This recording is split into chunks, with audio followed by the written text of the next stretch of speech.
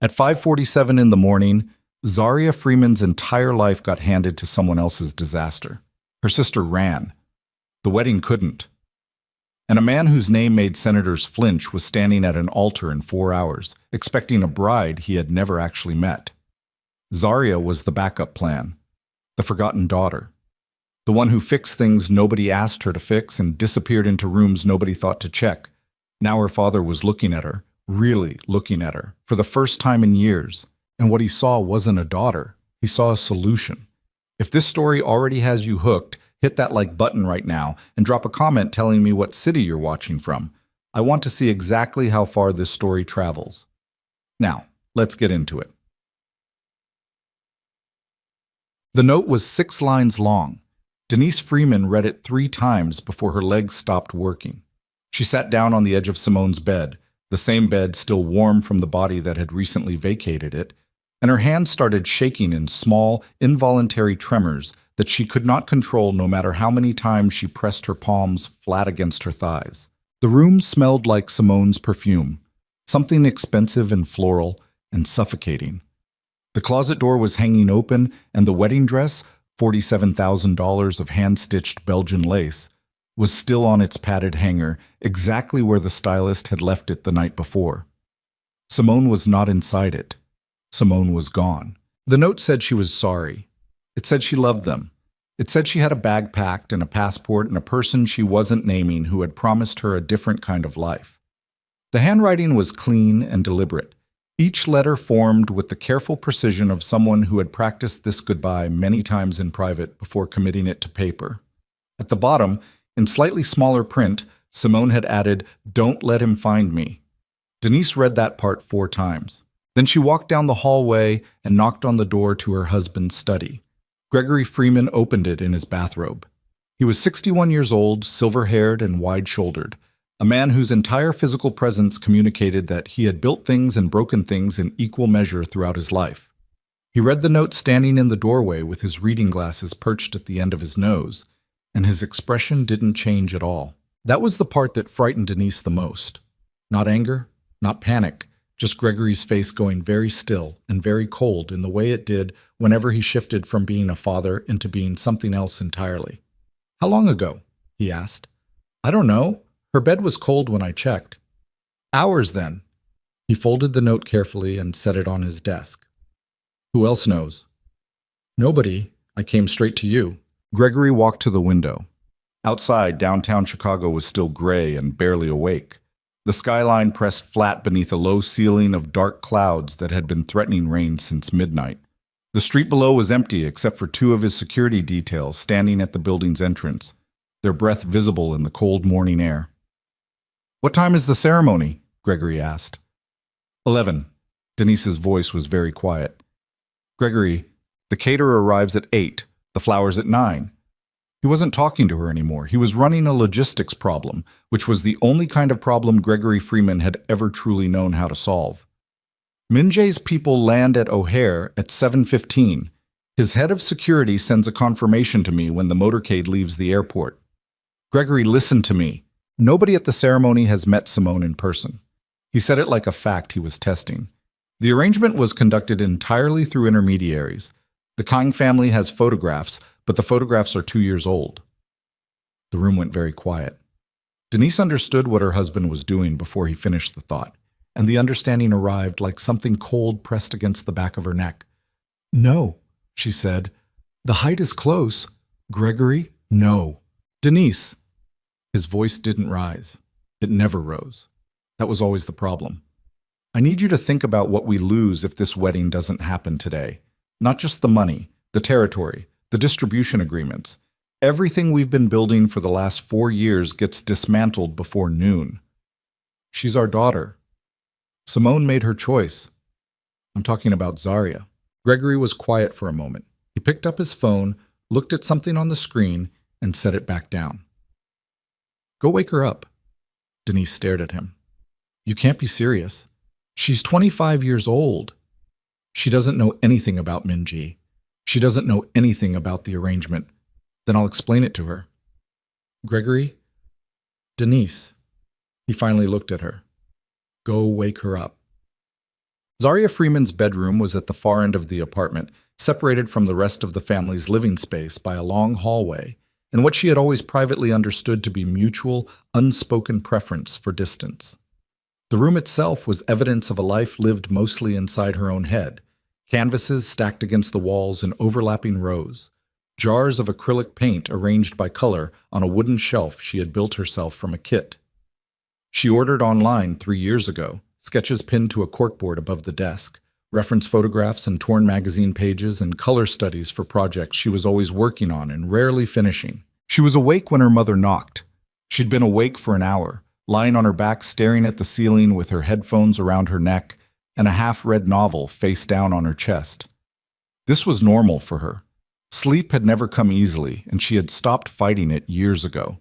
She simply existed through the dark hours until the light shifted.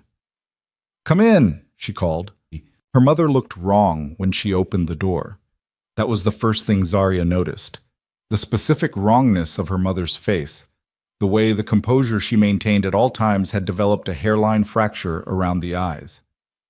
"Mom, what happened?" It wasn't a question. Zarya was already sitting up. Denise sat down at the foot of the bed and held Simone's note out without saying anything. Zarya took it, read it twice, and set it in her lap. "When?" "Sometime last night. I don't know exactly." Zarya looked at the note again. Her expression was hard to read, but that was nothing unusual. Zarya's face had always been a closed room that very few people had ever been given a key to. She and Simone were not close. They shared parents and an apartment and a family name and very little else. Their entire lives, Simone had been the one who was seen, and Zarya had been the one who watched. And this dynamic had never produced much warmth between them. "Dad knows?" "Yes." "What does he want to do?" Denise was quiet for exactly 3 seconds too long, and Zarya understood. She understood before her mother said a word, before her father appeared in the doorway in his bathrobe and his reading glasses, before anyone in the room spoke at all. The understanding arrived whole and complete and devastating, the way truly bad news sometimes did, like the floor dropping away beneath you and your body knowing it before your brain confirmed it. "No," Zarya said. "Zarya, Dad, no." Gregory stepped into the room.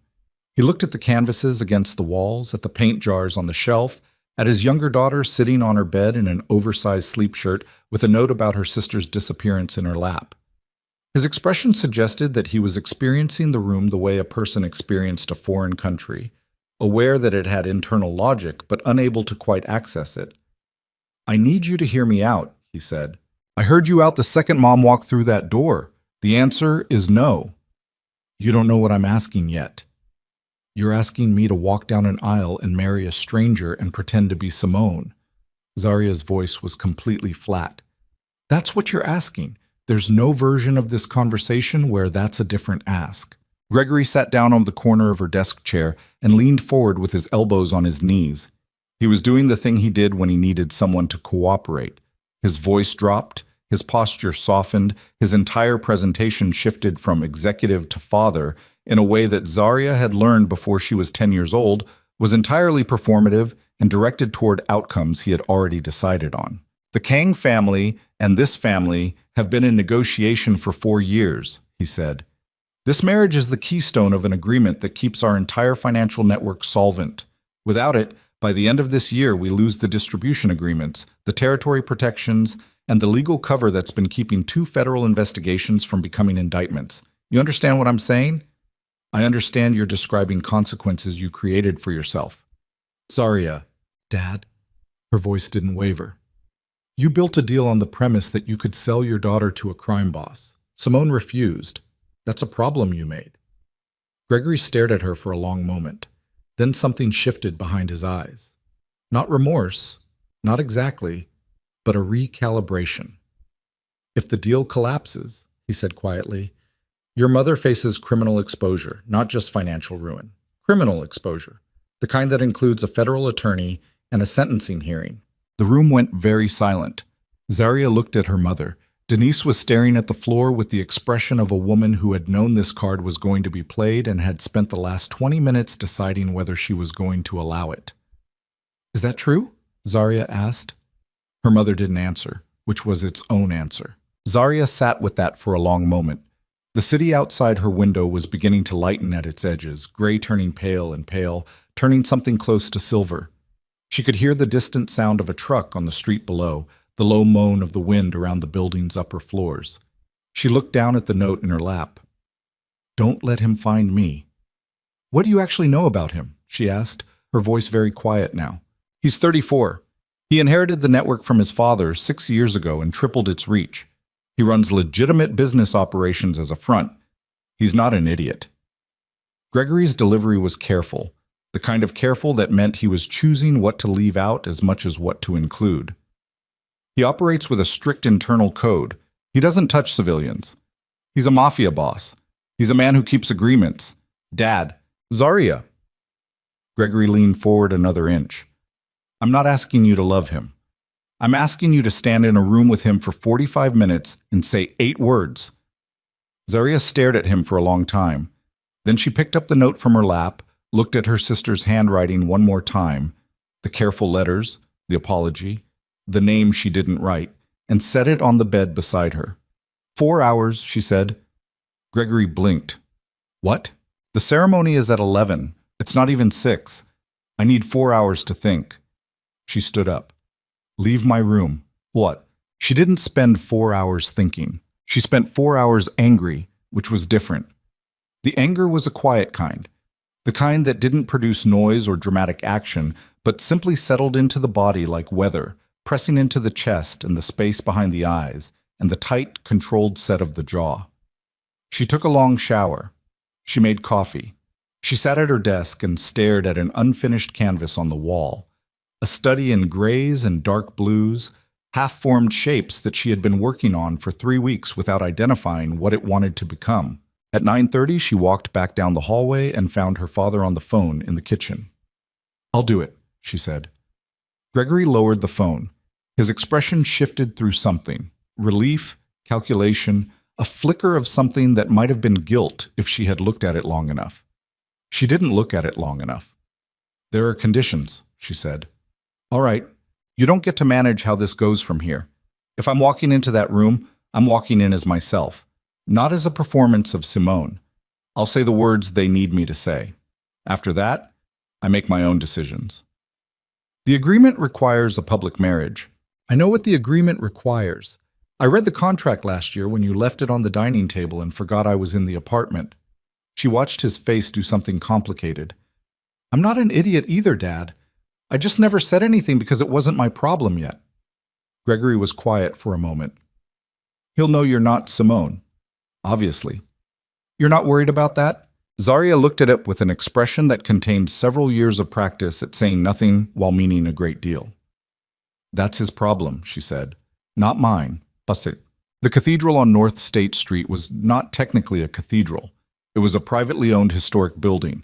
High stone walls, arched windows, space for 400 guests, the kind of venue rented for events that required impressiveness without the burden of public scrutiny. The interior had been dressed in dark flowers and low candlelight, arrangements of black orchids and deep burgundy roses lining the aisle in precise intervals. And when Zarya stood in the small antechamber behind the main doors with a black silk veil pressed down over her face, the combined weight of the flower's perfume and her own pulse was almost physical. She was wearing Simone's dress. It was slightly too long and slightly too loose across the shoulders, and these imperfections were somehow more uncomfortable than anything else. The constant small reminder that the dress had been built for someone else's body, someone else's life, someone else's decision to run. Her father stood beside her. He was wearing a dark suit and his silver cufflinks and the expression of a man who had made many difficult decisions in his life and had chosen to stop examining most of them too closely. "When you lift the veil," he started. "I know." "Zarya, Dad." She looked straight ahead at the closed doors. "Stop talking." He stopped talking. The music started, low and formal, the kind of processional that felt appropriate to everything this room was. A room full of power and danger dressed in expensive fabric and deliberate calm. A handler opened the doors. Zarya walked. The aisle was long enough that she had time to see the whole room before she reached the altar. She cataloged it the way she always cataloged new spaces, not with social awareness, but with the observational precision of someone who had spent years painting what she noticed. The guests were impeccably dressed. Men in suits that cost more than most people's cars, women in things that caught the light correctly. There were no visible weapons, but the posture of certain people in certain rows communicated that there were weapons, communicated it with the same quiet certainty as a locked door communicates what's on the other side. Politicians, business executives, people whose faces she recognized from news coverage, and people whose faces she didn't recognize but whose stillness suggested they had actively avoided being recognized in news coverage. And at the altar, standing with his back partially turned, was Kang Min-jae. Even from the back, he was a specific kind of presence, tall, not dramatically, but solidly. Black suit that fit him with the kind of precision that came from custom tailoring and a body that knew exactly what it was. Dark hair cut close at the sides, the beginning of ink visible above his collar, the edge of something that probably extended further than the suit allowed to show. He turned when she was 6 feet away. She saw his face clearly through the veil's sheer fabric. Dark eyes, strong jaw. A face that was not quite handsome in the conventional sense, but was intensely specific. It's the kind of face that got described as commanding rather than beautiful, the kind that remembered things and forgot nothing. He was younger than she had expected him to seem. The photographs her father had referenced hadn't prepared her for the quality of his alertness, the way his eyes moved with the precise economy of someone who had trained himself out of wasted motion. He looked at her, and he stopped. Not dramatically, not obviously to anyone more than 2 rows back, but his body registered something in the half-second after he saw her through the veil, a stillness that was different from his earlier stillness. Not composed control, but genuine pause, the kind that happens when the world delivers something the mind hadn't prepared a category for.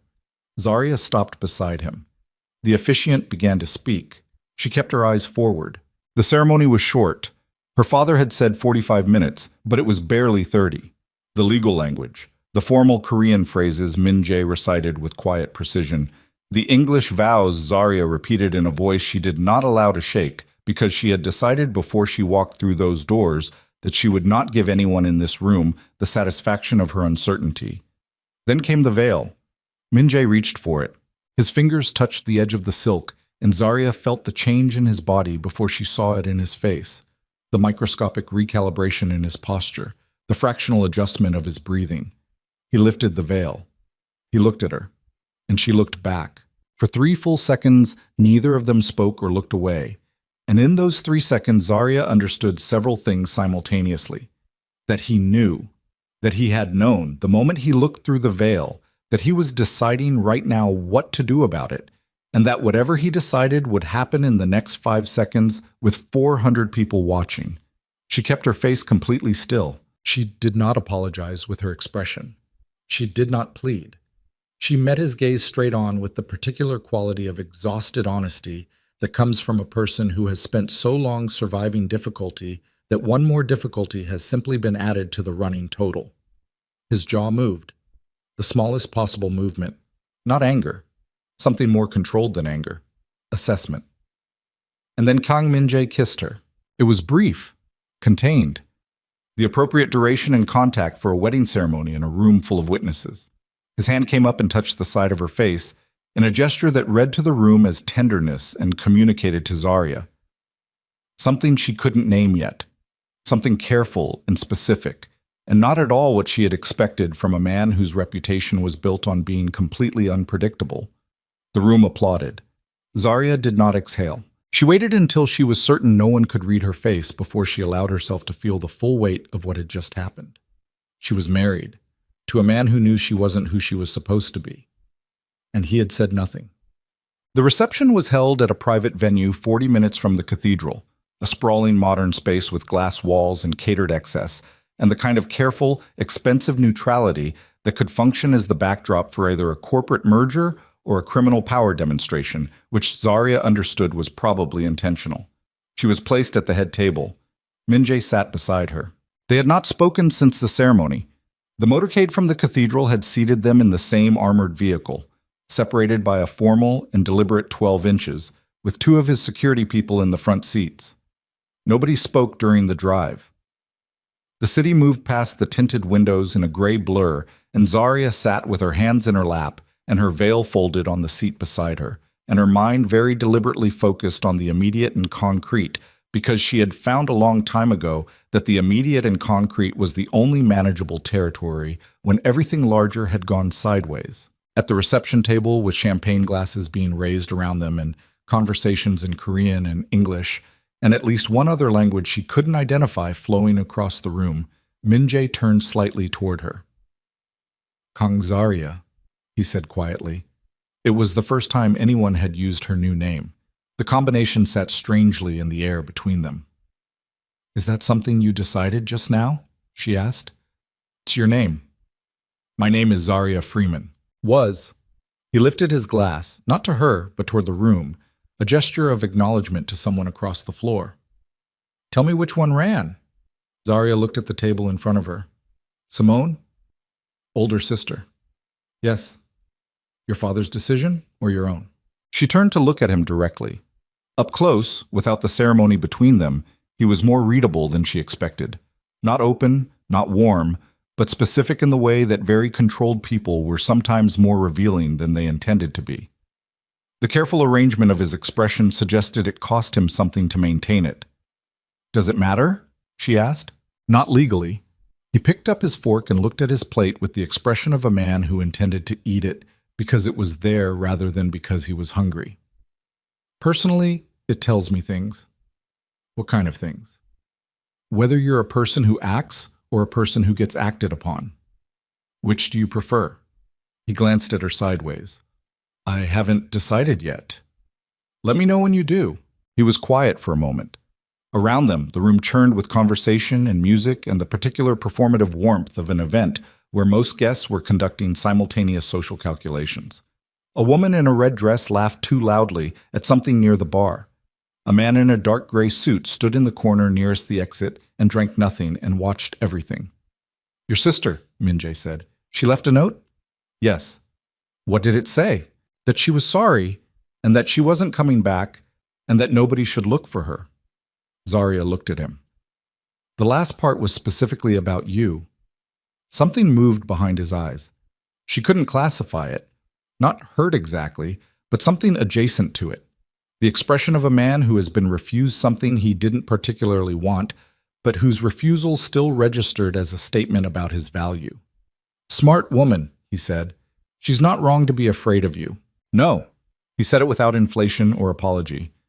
"She's not." The table beside theirs erupted in laughter at something. A toast was being made across the room. Someone called Min-jae's name, and he turned with the smooth precision of a man who had been performing public composure his entire adult life. Raising his glass in acknowledgement, his face arranging itself into the appropriate display of celebration. Zarya watched him do it. She noted how completely he could become whatever the room required. She noted that this was the skill of a man who had survived by understanding what other people needed to see. She noted that she recognized this skill because she had her own version of it. The flight to Vancouver left at 11 that night from a private airfield south of the city. It was not a commercial flight. It was Min-jae's personal aircraft, a mid-sized jet, interior dark leather and dim lighting, and the quality of deliberate functionality rather than show. He had money, clearly, but he didn't appear to be interested in performing it. The jet was comfortable. It was not decorative.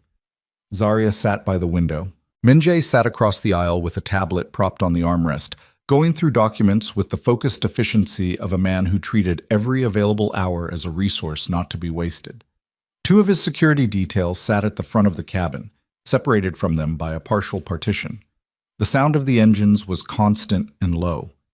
She had her sketchbook. She always had her sketchbook. It was a hardcover black notebook that she carried in the same bag she'd shoved together in 40 minutes before leaving for the cathedral. Clothes, art supplies, her external hard drive, the 3 books currently in progress on her nightstand, her medication, the small framed photograph of her mother she had taken down from her studio wall at the last second without entirely knowing why. She sketched the window view. Nothing in it. Cloud cover and black sky and the occasional suggestion of light below. "You draw," Min-jae said. She didn't look up. "Yes." "Since when?" Since I was 7. He said nothing for a moment. Then, are you good? Yes. He seemed to recalibrate slightly at the directness of this. That's an unusual answer. The alternative is to say, I'm not sure, or I'm okay at it. I'm not interested in performing false modesty about the one thing I've been doing seriously for 18 years. She looked up from the sketchbook. I'm very good. Min-jae looked at her with an expression she couldn't fully identify. It wasn't attraction, not yet. It wasn't respect, not entirely. It was something more provisional, the expression of a person filing away a fact that didn't fit their existing category for a situation. You agreed to this, he said. The ceremony. Yes. Not because you wanted to. Obviously not. Then why? Zarya looked back at her sketchbook. She was quiet for long enough that the question could have been considered dropped. Then she said, My mother had criminal exposure if the deal collapsed. My father used it to make sure someone said yes. And you were the one who said yes. I was the one who was available. He was quiet for a moment. Outside the window, the cloud shifted and then closed again. I want you to understand something, he said. I'm not going to pretend the circumstances of today were acceptable. They weren't. But I keep my agreements, and this agreement has terms that require a visible, functioning marriage for the next 18 months. After that, dissolution is standard. Everything you need will be provided. Everything you want to keep separate will stay separate. I know. You've read the contract. Yes. He looked at her for a moment. Is there anything you want to ask me? Zarya considered this. One thing. Go ahead. If you knew at the altar, and you knew I could see it, why didn't you say something?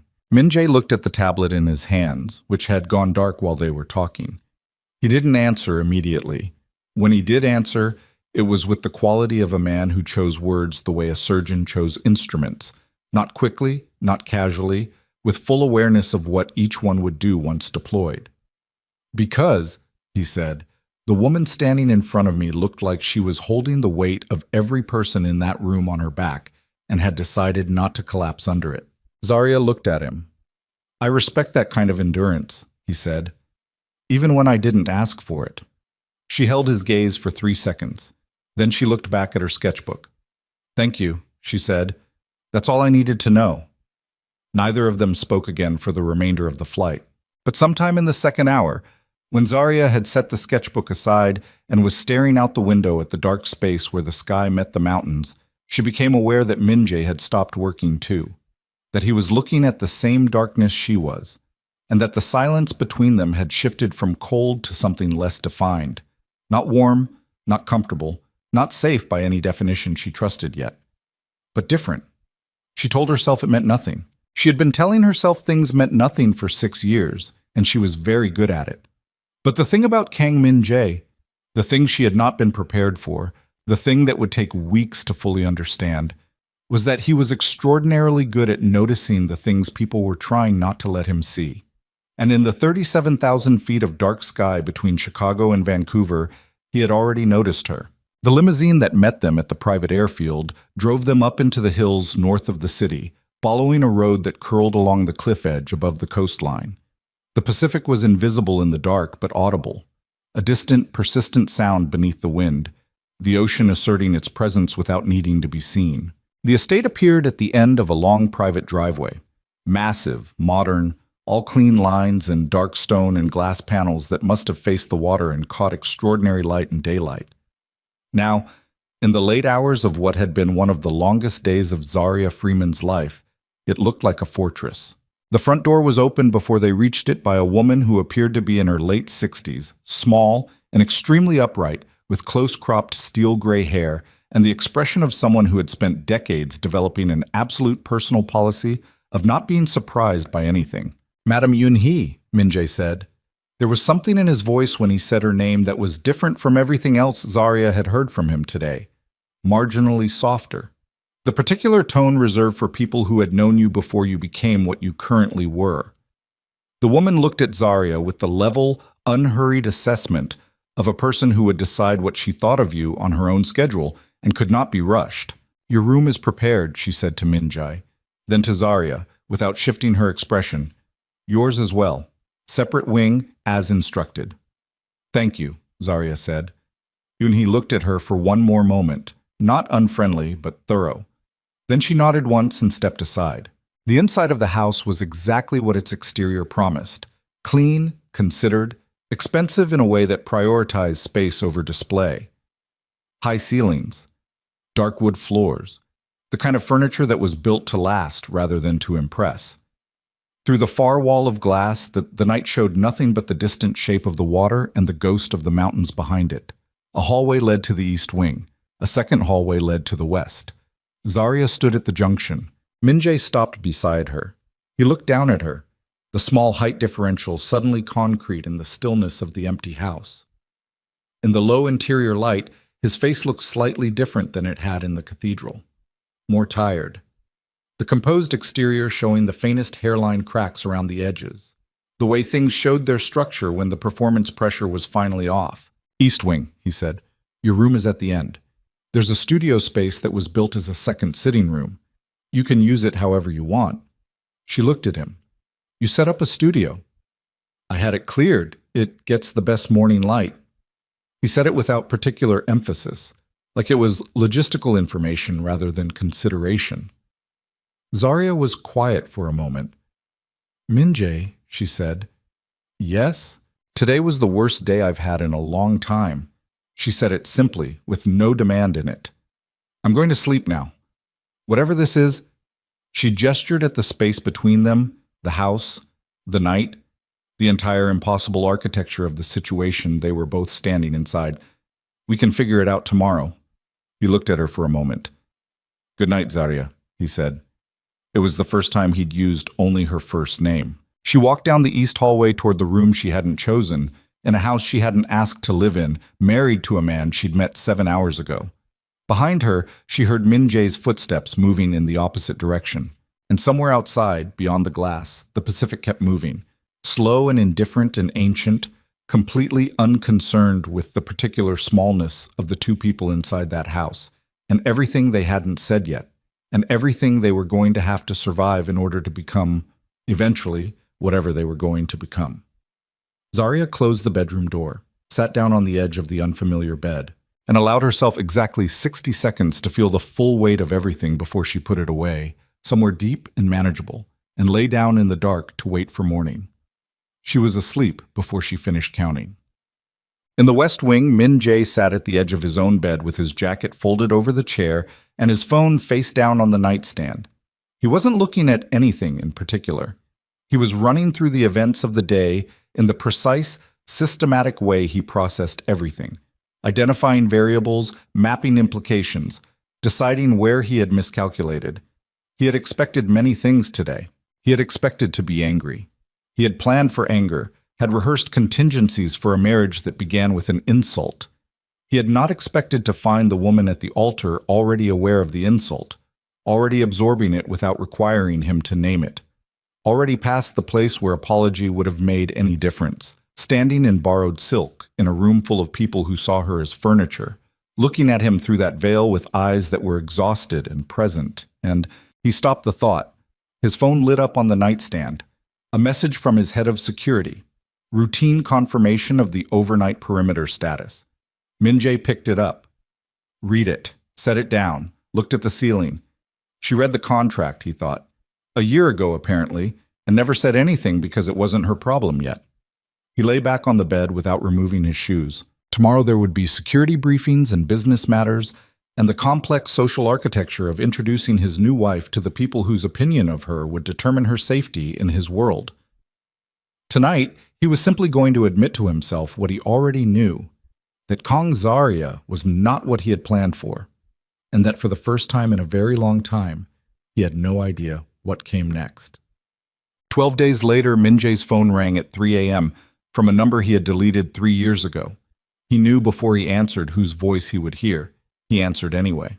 The phone call lasted 11 minutes. Min-jae sat on the edge of his bed in the dark with his shoes still on and his jacket still folded over the chair and listened to a voice he had not heard in 3 years say his name the way only one person in the world had ever said it. With complete familiarity, like she had never stopped having the right to. "Seo-yun," he said. "I heard you got married." News travels. In our world, it travels fast. A pause. The quality of her silence was something he had memorized a long time ago. It had texture to it. Not empty, never empty, always containing more than whatever she chose to put into words. Was it everything you hoped for? What do you want? I'm in Vancouver. Another pause. I thought you should hear it from me first. He stood up, walked to the window. Outside, the Pacific was a dark suggestion below the cliff, the sound of it reaching through the glass as a low and constant underpressure. How long? I don't know yet. Business. The word was deliberate. In their shared vocabulary, business had always covered a large and complicated territory. Don't come to the estate. Min Jae. Seo Yoon. His voice didn't rise. It never rose with her. That had always been the particular danger of her, that she was one of the only people who could make him feel things so large they produced not noise, but the opposite of noise. Not the estate. A beat of silence, then, I'll be in touch. The call ended. Min Jae stood at the window for a long time after that, long enough that the sky outside began to shift from pure black to the deep, bruised blue-gray that preceded actual dawn, long enough that the birds started before the light, long enough that he made several decisions and unmade them and made them again. Then he set his phone face down on the windowsill and went to take a shower, because there were things that required action and things that required endurance, and the only way to tell the difference before you destroyed something was to let the first impulse pass through you entirely before you moved. Zarya had been in the house for 12 days. In 12 days, she had learned the layout of the estate the way she learned every space she inhabited.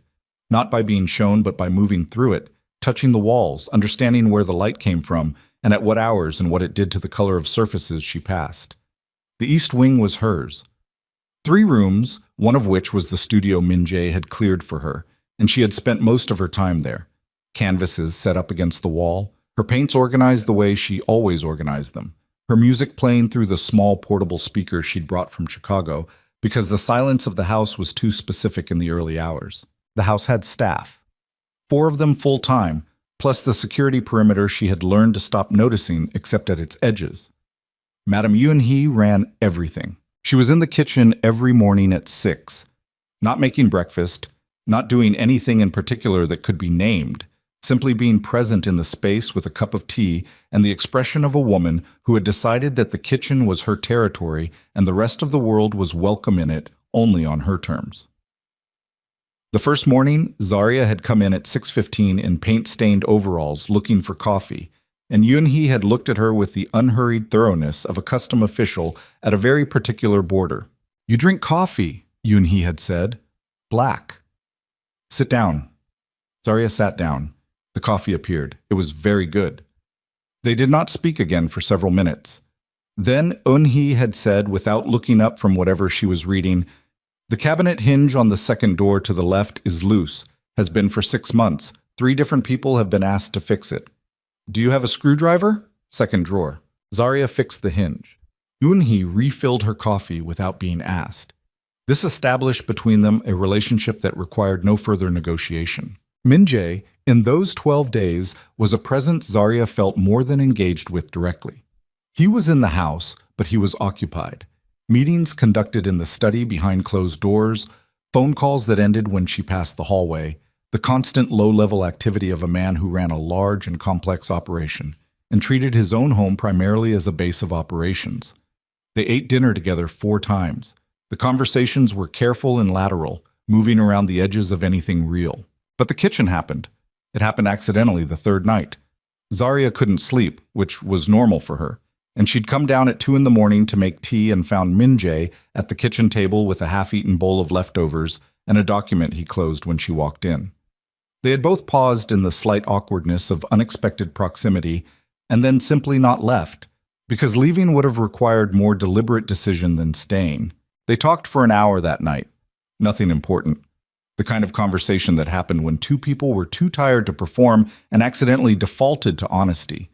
She talked about the unfinished canvas in the studio, the way she had been trying to work out the color for 3 weeks. He talked about a building in Seoul he had spent 2 years trying to acquire for legitimate development and kept losing to a rival who operated without ethical constraint. Neither of them said anything about the wedding or the contract or what the next 18 months was supposed to look like. It happened again on night 5, night 8, night 11. The 11th night, he had brought out a bottle of whiskey and 2 glasses, and she had looked at the glass for a moment before pushing it slightly to the side, and he had not asked why, just moved both glasses to his own side and poured only one, and this small adjustment landed in her chest somewhere she wasn't prepared for it to land. She told herself it meant nothing. The morning after his 3 a.m. phone call, she noticed the difference before she understood what it was. He came down late, which was unusual. He was typically in the kitchen before her by the time she arrived at 6:15. He arrived at 7 with the contained quality of a man who had made himself fully presentable while running on almost no sleep, and he said good morning to both her and Yoon-hee and poured his coffee and went directly to the study without sitting down. Zarya looked at Yoon-hee over her cup. Eun-hee looked back with absolutely no expression on her face. "Something happened," Zarya said. "I didn't say anything." "I know." Yoon-hee picked up her tea. "Things from before sometimes come back," she said very carefully, like a person reading precisely from a prepared statement and not one word further. "This is a house that has seen that before." Zarya sat with that for a moment. Then she picked up her coffee and went to the studio. She was on her 3rd hour of working when Min-jae appeared in the studio doorway. She heard him before she saw him. Not his footsteps, but the change in the quality of the air, the particular atmospheric shift of someone filling a doorway. She kept her brush on the canvas for another 3 strokes before she looked up. He was in the doorway. He had changed from the morning into something more casual, dark pants, a light gray shirt with the sleeves rolled back, and she could see more of the tattoos that disappeared beneath his collars and cuffs. They were not decorative. They were something else. The particular organized language of a life documented in permanent ink, each element specific to a history she hadn't asked about yet. "Can I come in?" he asked. Nobody had ever asked before coming into her studio. The question landed strangely. "Yes," she said. He came in and stood near the door, looking at the canvas. It was the large gray-blue study she had been working on since Chicago, the one she still hadn't resolved. In the past 12 days, she had added layers, darker in one corner, a suggestion of something angular pushing through from beneath the surface. It still wasn't what it wanted to be, but it was closer. "What is it?" he asked.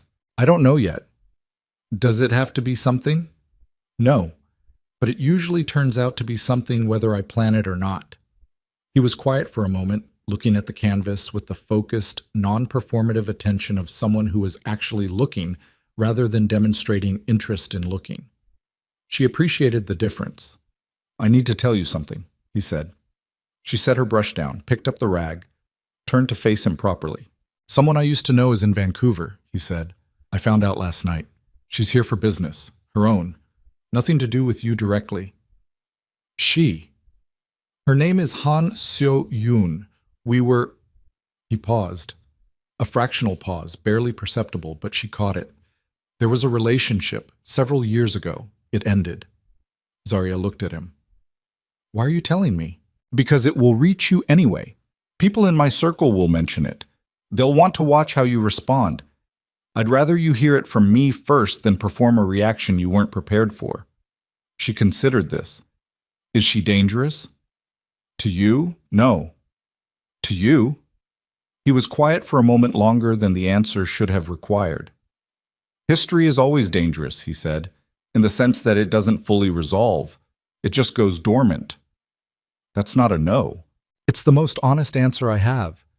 Zarya turned back to the canvas, picked up her brush, made one stroke that she looked at for a moment, and then decided she didn't like.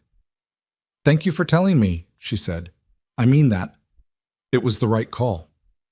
He was quiet for a beat. "Are you angry?" "I'm not your girlfriend. I'm not going to be angry that you have a history." She looked at him. "I'd be angry if you hid it." "All right." He nodded once, turned to go. "Min-jae." He stopped. "You should sleep," she said. "You look terrible." Something moved in his face that was very close to surprise. "People don't usually say that to me." "I know. That's probably part of your problem." He looked at her for one more moment.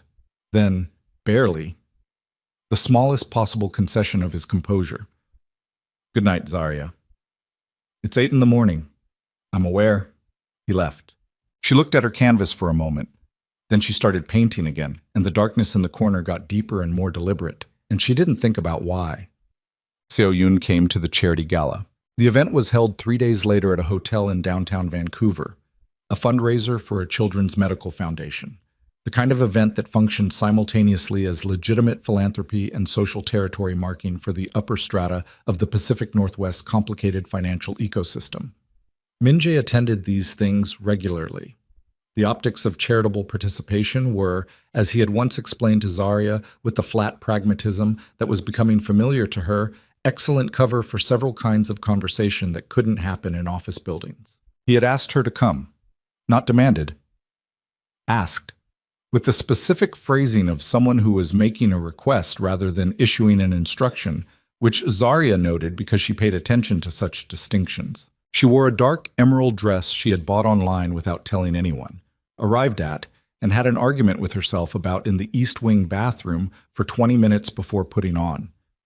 It fit her correctly. Not Simone's way, not built for someone else's body, but hers. She had spent so many years choosing clothes for invisibility that choosing something for presence felt almost transgressive. Eun-hee saw her in the hallway before they left. The old woman stopped walking and looked at her for a full 3 seconds, which from Eun-hee was the equivalent of a standing ovation. "Good," she said, "just that," and walked away.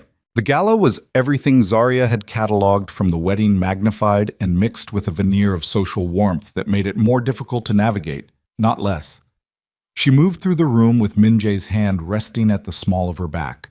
Not possessive, just present, a physical grounding that she was surprised to find she didn't mind, and understood quickly that she was being assessed by everyone in the room simultaneously, the assessment running along several axes.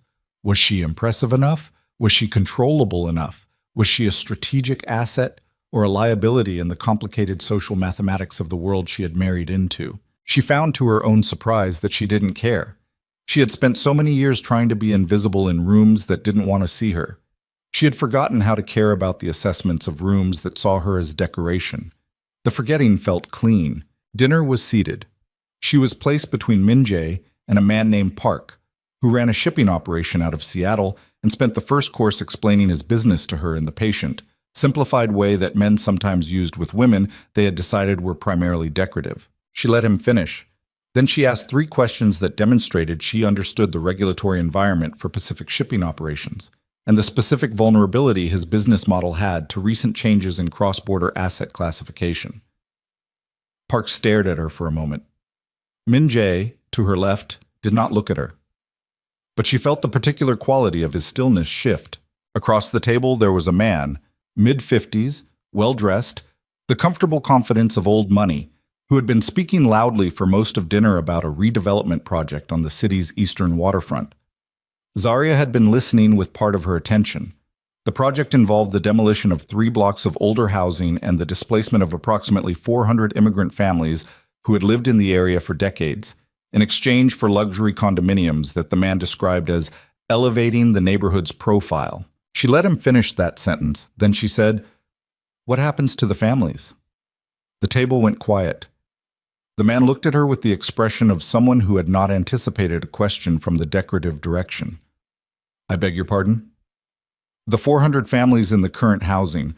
What's the relocation plan? Because the eastern waterfront is one of the few areas in this city with affordable access to the transit line, and if you're removing that, there are standard displacement protocols.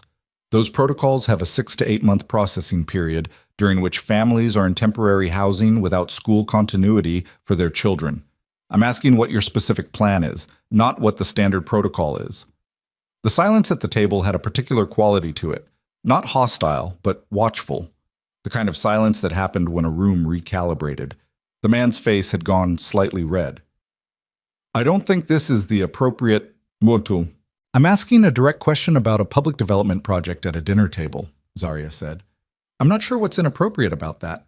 And then Min-jae laughed. She heard it before she processed what it was. A sound she had not heard from him before.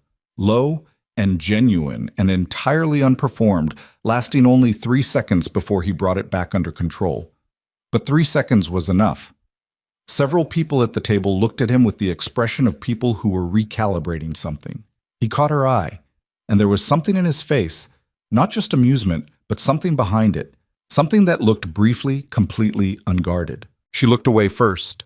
After dinner, during the reception portion of the evening, she went to get a glass of water from the bar and came back to find Min-jae in quiet conversation with a woman she hadn't seen before.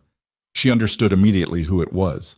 Han Seo-yoon was tall and narrow-shouldered in a dark dress that was perfectly selected, with the kind of composed elegance that came not from effort, but from years of inhabiting elegance until it became structural. She was beautiful in a way that was almost architectural, everything arranged with careful intention. She was looking at Min-jae with the particular expression of someone who knew the full map of a person and was using that knowledge in real time. Min-jae saw Zarya approaching. Something crossed his face, a decision made quickly. "Zarya," he said, "come here." She came. She stood beside him. He placed his hand at her back, the same grounding gesture from earlier. "Han Seo-yoon," he said, "my wife, Zarya." Seo-yoon looked at her with the careful assessment of a woman who had also been assessed throughout her life and had developed exquisite precision in return. "I've heard about you," she said. "Congratulations on the marriage." "Thank you," Zarya said. "It must have been quite a whirlwind. Min-jae and I used to say he would never marry." "People change," Zarya said. "Do they?" Seo-yoon smiled. It was a very controlled smile, the kind that communicated warmth to a room while saying something else entirely to its target. Or do they simply adapt to their circumstances? Zarya looked at her for a moment, then, "In my experience, the people who adapt without changing are the most dangerous kind, because they learn to look like something they're not." Seo-yoon's smile held for exactly 1 beat. Then it adjusted, not disappearing, but becoming something more genuine, something that acknowledged a direct hit with the small, reluctant respect of a person who appreciated the skill even while absorbing the damage. "Excuse me," Seo-yoon said. "I see someone I need to speak with." She moved away. Min-jae was very still for a moment. Then, quietly, not quite looking at her, "You didn't have to do that." "I know," Zarya said. "It'll make things more complicated." "Probably."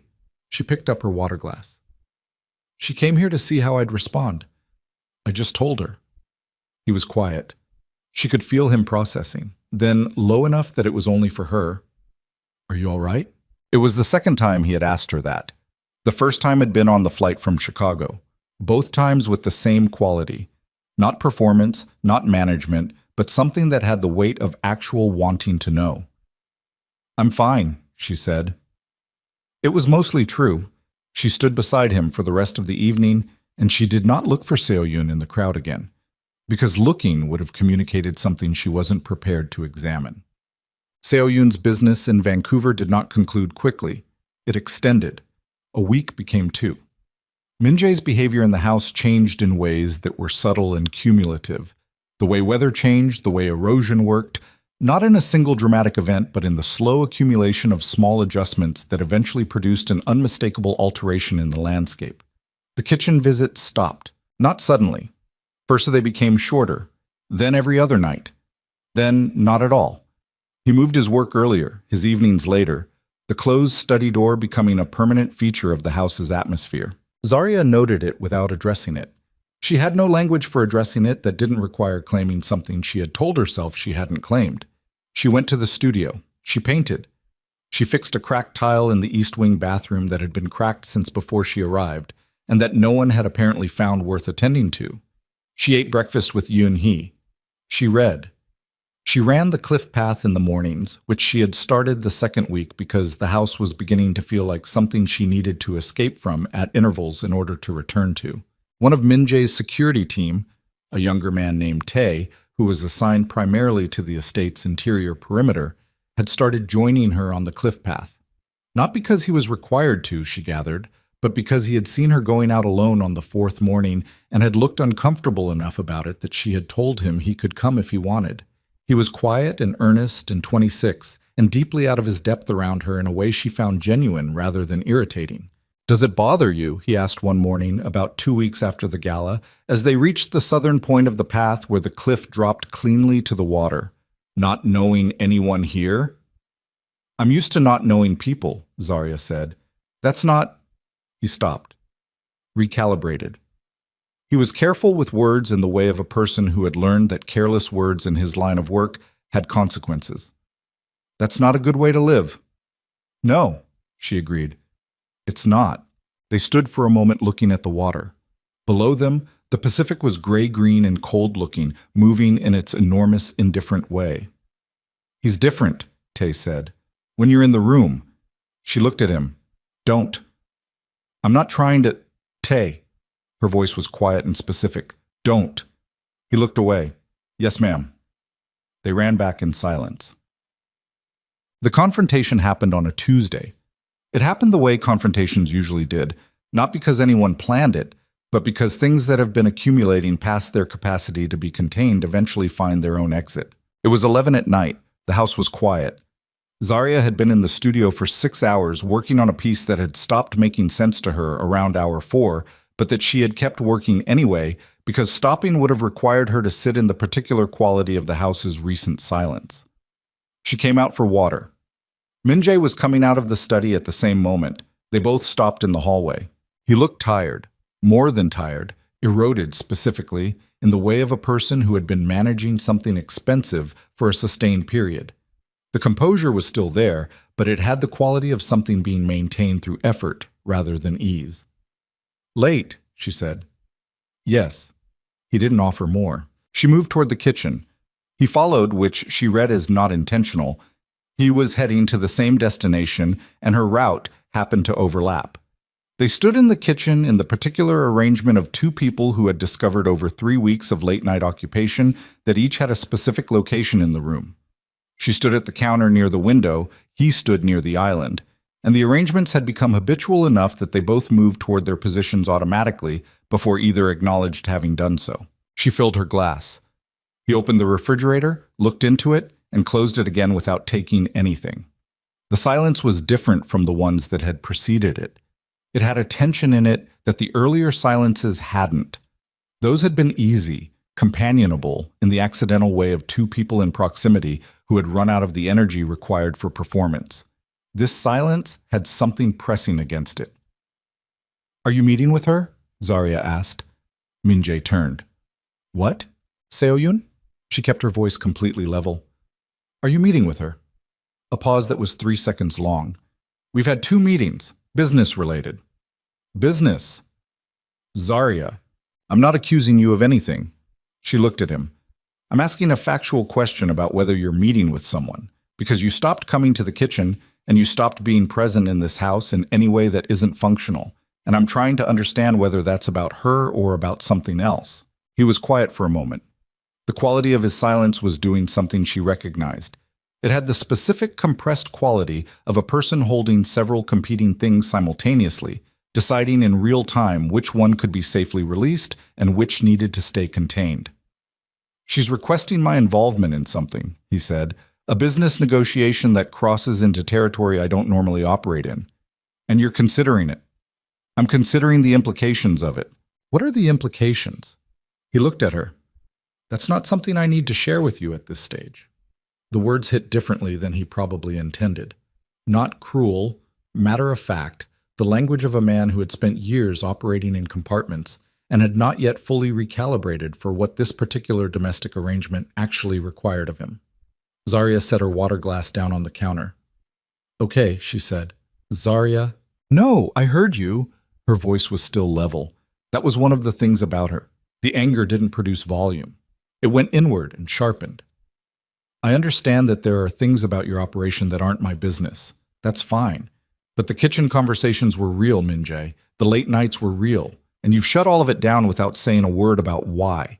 And I've been sitting in this house watching you manage me the same way I suspect you manage everyone who gets too close to something you don't know how to handle."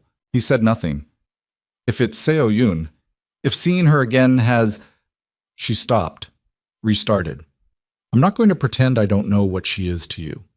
You told me yourself. And I'm not asking you to choose anything or feel anything you don't feel. But I need you to be honest with me about what's happening, because I came here with nothing and I've been building something in this house. And if you're going to dismantle it, I need to know so I can. You've been building something, he said. She stopped. He had moved slightly, not toward her, but his posture had shifted, the contained quality of his bearing loosening fractionally in a way she had learned to read, as him arriving somewhere he hadn't planned to go. You don't see yourself doing it, he said. But I've been watching. The hinge, the bathroom tile, the way Tay started running again after 3 months of not running because you told him the cliff path was good, the way Yoon-hee laughs in the mornings now, which she didn't before you came. He paused. The way this house stopped feeling like a base and started feeling like a... He stopped. Like a what? She asked. He didn't finish the sentence. The kitchen was very quiet around them. The rain had started outside. She could hear it against the glass. The Pacific weather arriving without ceremony. Seo-yoon asked me to meet her tonight, he said. I said no. His voice was very even.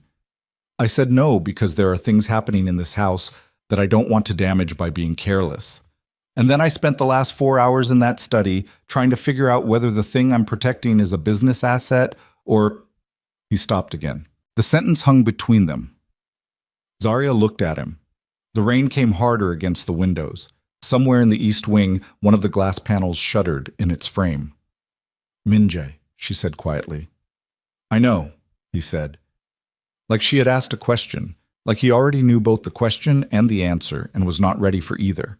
The moment was dense and fragile in equal measure, the kind that existed in the thin space between two people before everything irrevocably shifted, the last point where retreat was still technically possible, where the accumulated weight of 3 weeks of late nights and careful conversations and small deliberate adjustments could still be called coincidence if either of them needed it to be.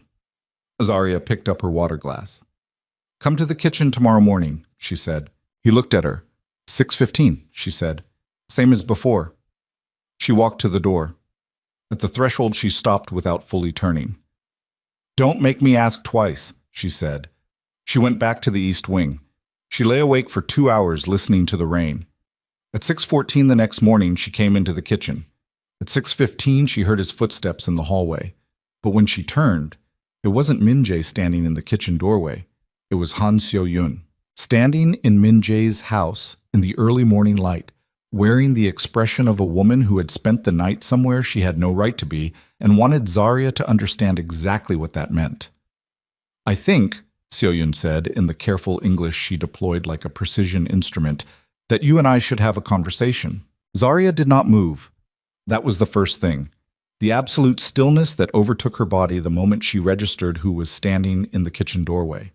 Not the stillness of shock exactly, but the specific muscular stillness of a person whose instincts had taken over before the conscious mind had time to produce a response. The kind of stillness that preceded either flight or confrontation and hadn't yet decided which. Han Seo-yoon stood in the threshold with the particular composure of a woman who had rehearsed this moment. Her hair was down. She was wearing a silk blouse in dark ivory and tailored trousers and low heels, dressed with the precise calibration of someone who understood that appearing to have made effort was almost as dangerous as appearing not to have made any. She looked like she had slept well. She looked like she had slept here. Zarya looked at her for 3 full seconds.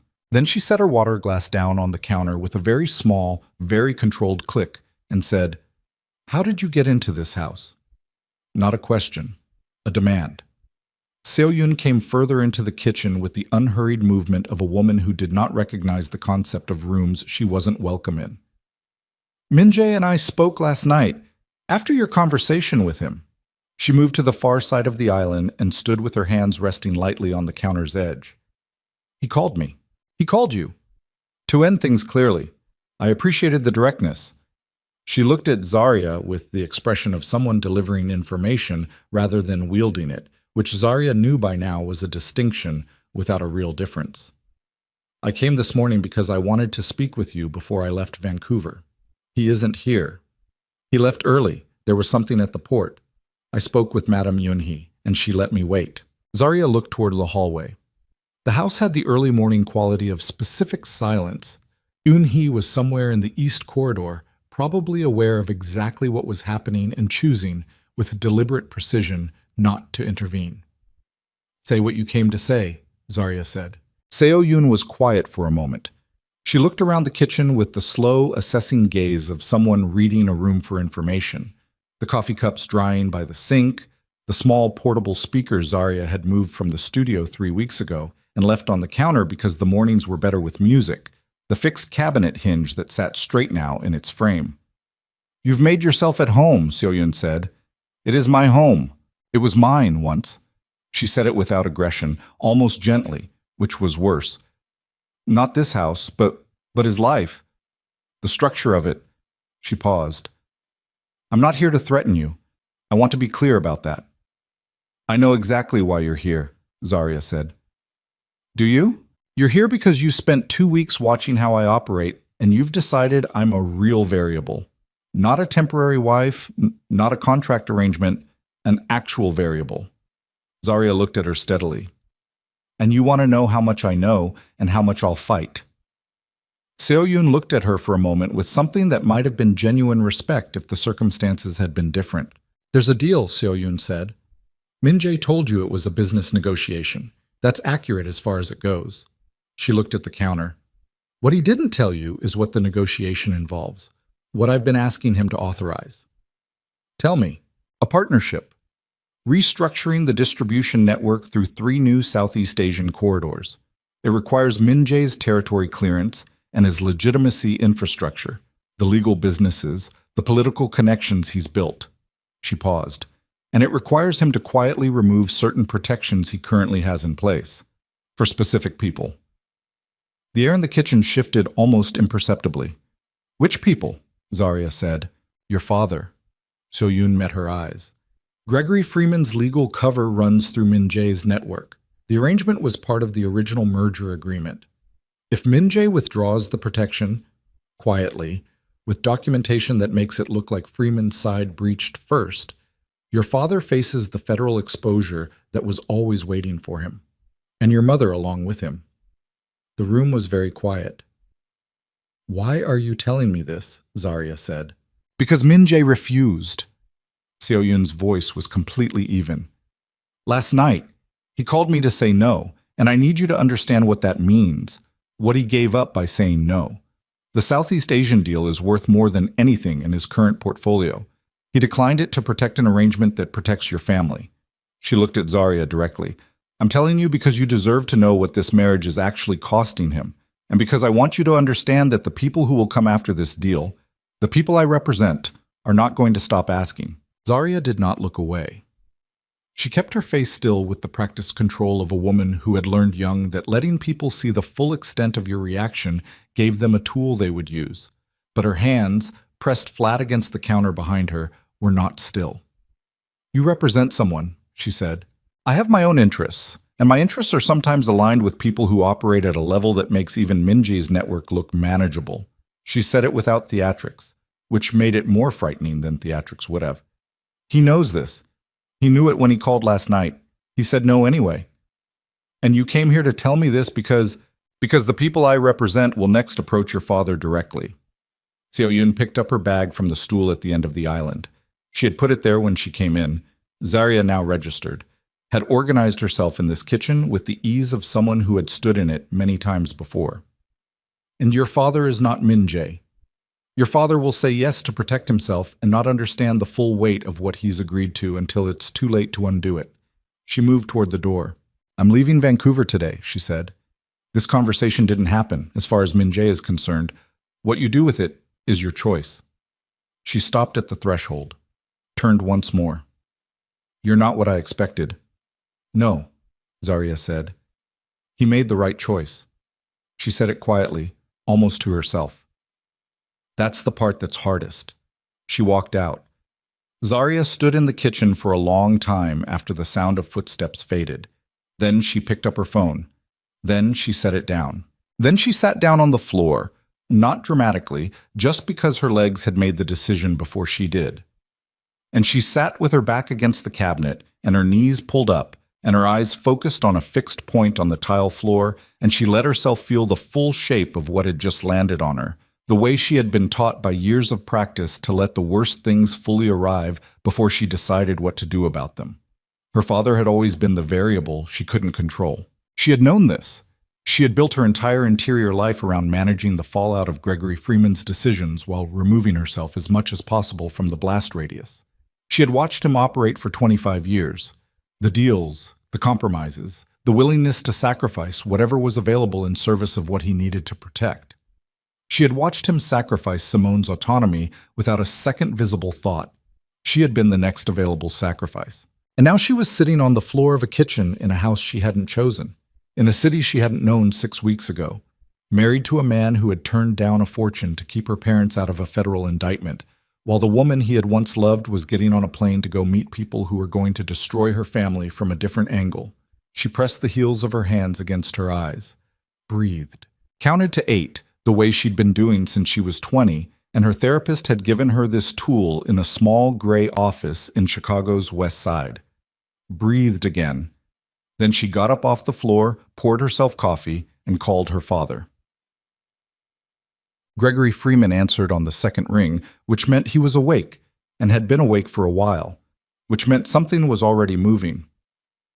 Zarya, have you been contacted by anyone in the last 48 hours?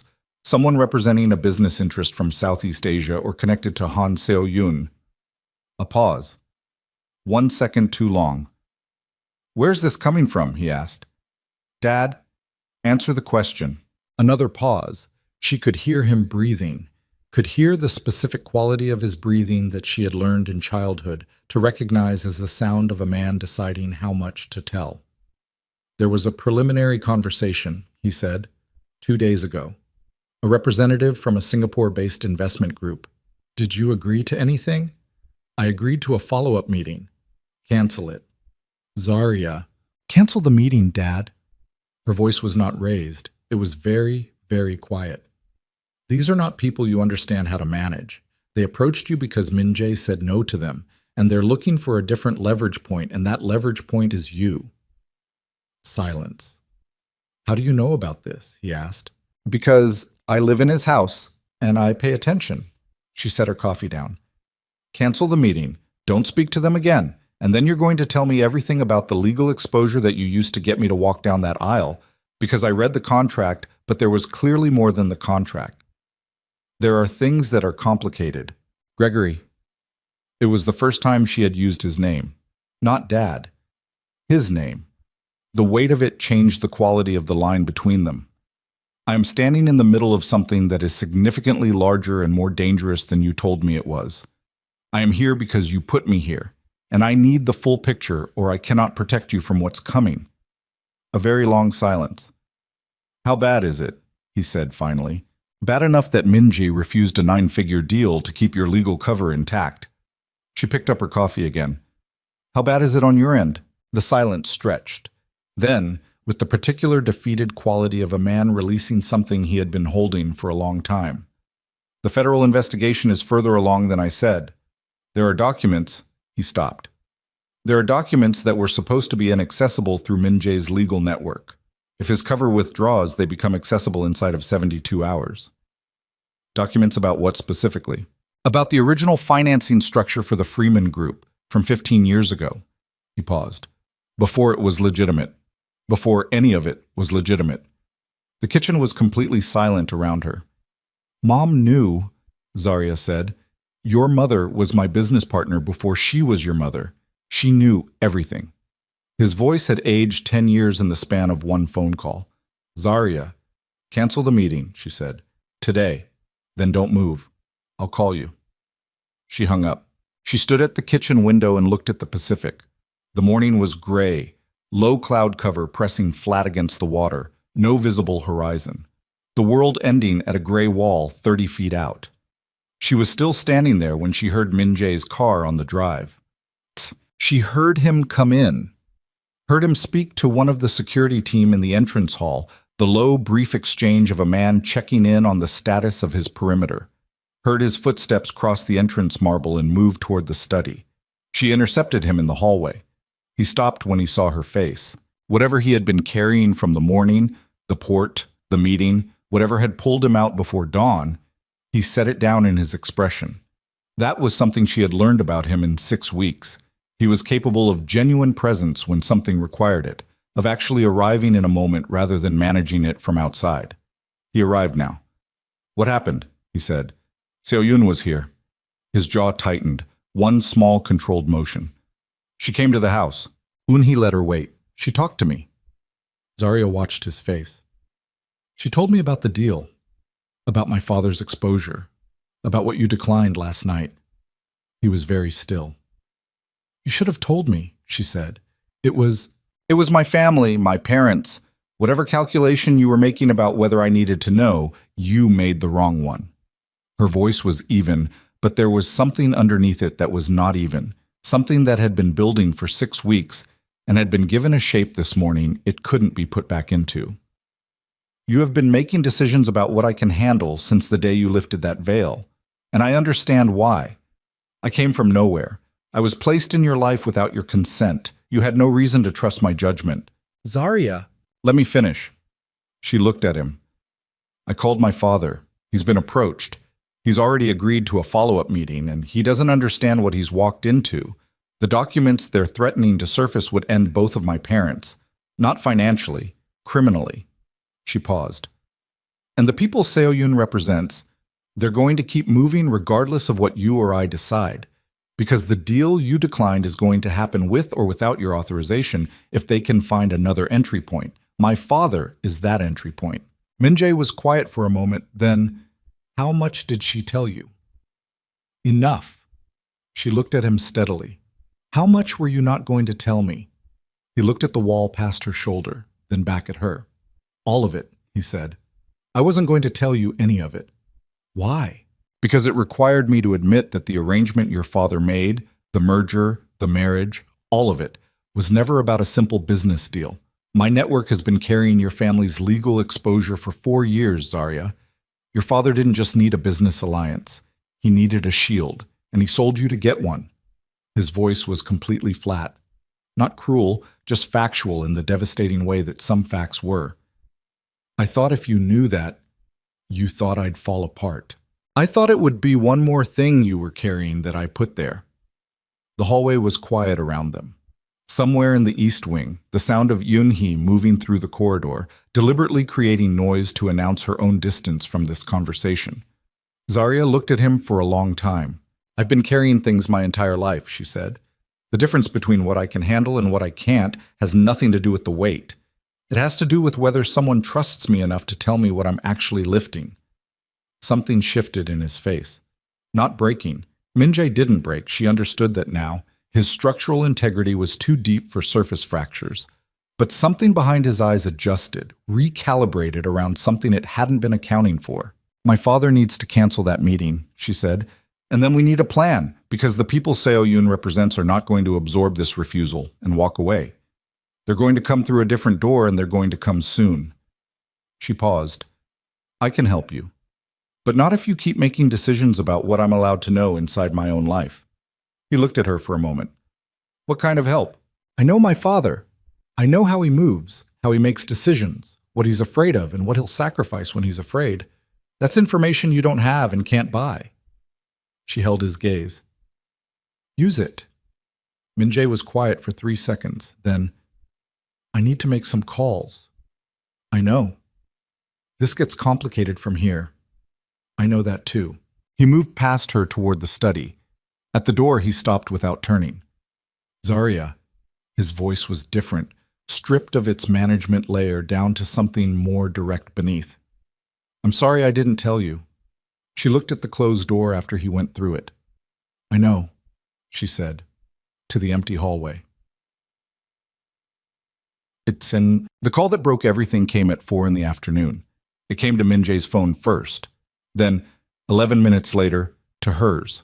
Her father's voice when she answered was not the voice of Gregory Freeman, the executive, the operator, the man who had spent 40 years engineering outcomes. It was the voice of a frightened 61-year-old man who had finally run out of moves. "They didn't wait," he said. "The follow-up meeting. I called to cancel it, and they told me." His breath was audible, ragged at the edges. "Zarya, they already filed. The documentation. The federal attorney's office received a package this morning, an anonymous submission. She was already walking toward the study. How much? 15 years? Everything. His voice cracked on the last word. Just slightly. Just enough. Your mother's name is on half of it. She pushed open the study door. Min-jae was on the phone. He looked up when she came in. He had heard. She could tell from his face that he had already known for 11 minutes and had been deciding, in that 11 minutes, with the door closed, what to tell her and how. She looked at him across the room. When did you know? She said, not into her own phone, at him. He lowered his phone from his ear. She said it again, very quietly. When did you know they were going to file? He held her gaze. This morning, before I left for the port, my contact at the Federal Liaison Office sent a warning. Before Seo-yun came here. Yes. The word landed in the room like something dropped from height. Simple, irrecoverable. She had spent the morning thinking she had information, thinking the conversation with Seo-yun had given her a window, had given her and Min-jae time to build a response. She had called her father. She had confronted Min-jae in the hallway.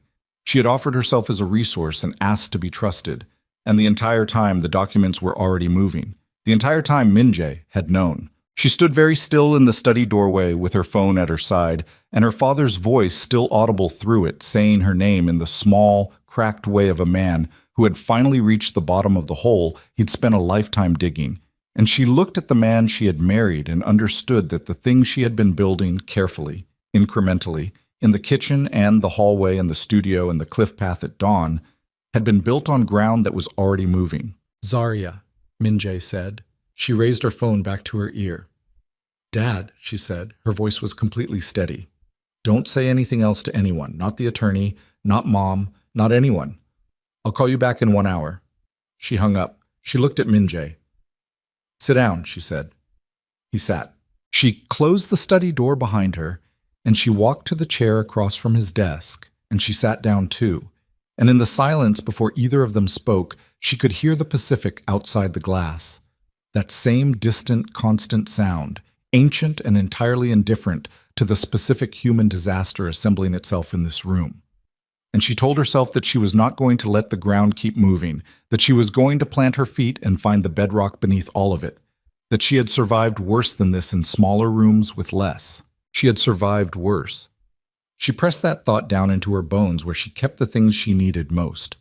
And then she looked at Kang Min-jae across the desk and said, in the voice of a woman who was done being managed and done being protected from the shape of her own life, tell me everything. From the beginning, all of it. And if you leave out one single, Min-jae told her everything. It took 40 minutes. He sat behind the desk with his hands flat on the surface in front of him, and he spoke in the measured, precise way of a man dismantling his own architecture, one load-bearing piece at a time, and Zarya sat across from him and listened without interrupting and kept her face very still and let it all arrive. The Freeman Group's original financing, 15 years of shell structures and offshore accounts and document chains that Gregory had spent a decade slowly legitimizing through Min-jae's legal network. The federal investigation that had been running parallel to the merger negotiations for 2 years, quietly, fed by an inside source that Min-jae had suspected but not confirmed until 6 weeks ago. The full weight of what the marriage had actually been, not just a business alliance, but a desperate attempt by Gregory Freeman to fold himself so completely inside Min-jae's legal infrastructure that extracting him would require extracting Min-jae too. The inside source. That was the part that landed last and hardest. Who? Zarya said. Min-jae was quiet for 1 second. Someone inside your father's organization. Someone who had been feeding documentation to the federal attorney's office for 18 months before the merger was finalized. He paused. Someone who also made initial contact with Seo-yun's principals 8 months ago. Someone my father trusted. Yes. Do you know who? I have a name. He held her gaze. I've had it for 3 weeks. The room was completely quiet. 3 weeks, she said. I needed to confirm it before I moved. Moving on the wrong name in this kind of situation. 3 weeks. Her voice was soft. The particular softness that was the opposite of gentleness. Min-jae, For 3 weeks you have been sitting on the name of the person who is dismantling my family, and you did not tell me. It wasn't confirmed. It's my family. She stood up, walked to the window. The Pacific outside was the same, indifferent, enormous, entirely unconcerned. She pressed one hand flat against the glass and let the cold of it travel up through her palm and into her wrist. Give me the name. Zarya. The name. He was quiet for one more moment, then, Marcus Webb, your father's chief financial officer. She knew the name. She had known Marcus Webb her entire life, a trim, careful man in his 50s who had worked for her father since before she was born, who had sat at every Freeman family holiday dinner for 2 decades, who had given her a card when she graduated from art school with a modest check inside and a handwritten note that said, Gregory's quiet one. I always knew you'd find your way. She stood at the window and breathed. He's been cooperating with federal prosecutors, Minjae said. Not because he was caught, voluntarily. He approached them. He built the case himself over 18 months and then shopped it to Seo Yoon's people when he realized the federal case alone wasn't moving fast enough. What does he want? Control of the Freeman Group's remaining legitimate assets. His name on the books instead of your father's. Minjae paused. He's been your father's shadow for 30 years. He wants to stop being the shadow. Zarya turned from the window. Her face had the quality it sometimes had in the studio when she had finally understood what a painting was trying to become. Not relief, not satisfaction, but the specific settled clarity of a thing that had stopped being ambiguous. The package that was filed this morning with the federal attorney, can it be countered? Not directly. The documentation is legitimate. Then it has to be discredited at its source. She crossed back to the desk and stood in front of it. Webb. He filed voluntarily, you said, which means he's a cooperating witness, which means he has a deal in place. She looked at Minjae. What happens to a cooperating witness's deal if it comes out that the witness was also working with a foreign criminal enterprise to leverage the same documentation for private financial gain? Minjae looked at her. It's illegal to be a federal informant and simultaneously sell the same information to a third party for personal profit, she said. It voids the cooperation agreement. It potentially makes him the subject of his own investigation. She held his gaze. You've had his name for 3 weeks. Do you have documentation of his contact with Seo Yoon's people? A pause. Then, yes. Then we need to move today, tonight. She planted both hands on the desk. Who do you have at the federal attorney's office? A contact, not inside but adjacent. A defense attorney who has standing relationships with the prosecutors on the investigation. Can he get a communication through today? If I ask him to. Then ask. She straightened. And I need to talk to Webb. Minjae stood up. No. Minjae, you're not going near Marcus Webb. His voice had shifted register. Not louder, but lower. The particular compression of a man putting his full weight behind a boundary. He's been building this case for 18 months with foreign criminal backing. He is not a man you walk up to and have a conversation with. He's a man who has known me since I was 5 years old. She looked at him. That's exactly what I'm going to use. Zarya, if he knows the documentation has been compromised, if he understands that his cooperation agreement is in danger, he becomes unpredictable. That's the most dangerous version of this. I know. She held his gaze without blinking. I'm not going to tell him the documentation has been compromised. I'm going to give him the chance to think he still has control of the situation. She paused. I just need 15 minutes with him. I need to confirm one thing. What thing? Whether my father knew. She said it quietly. Whether Gregory knew Webb was talking to Seo Yoon's people. Because if he did, she stopped, picked up the thread again. If my father made a deal with the same people to protect himself by giving up Webb preemptively, then the entire picture changes, and we're not working with the information we think we have. Minjae was still for a moment, looking at her with the expression she had seen only a few times, the expression of a man who was recalibrating in real time around someone who kept moving faster than his existing category for them allowed. Webb is in Chicago, he said. I know where he is. The earliest flight. I'm not flying commercial. You have the plane. He looked at her for one more long moment, then he picked up his phone. Tashab. The flight to Chicago left at 6:15 in the evening. Tay drove them to the private airfield without being told what was happening, which was one of the things about Tay. He had the quality of a person who understood when the shape of a situation required movement and not questions. In the back of the car, Zarya sat with her phone in her lap, cycling through the contacts she had been compiling in her head since the study. Her father's personal attorney, whose number she had memorized from a document she had read once and never needed until now. 2 names Min-jae gave her from his own network.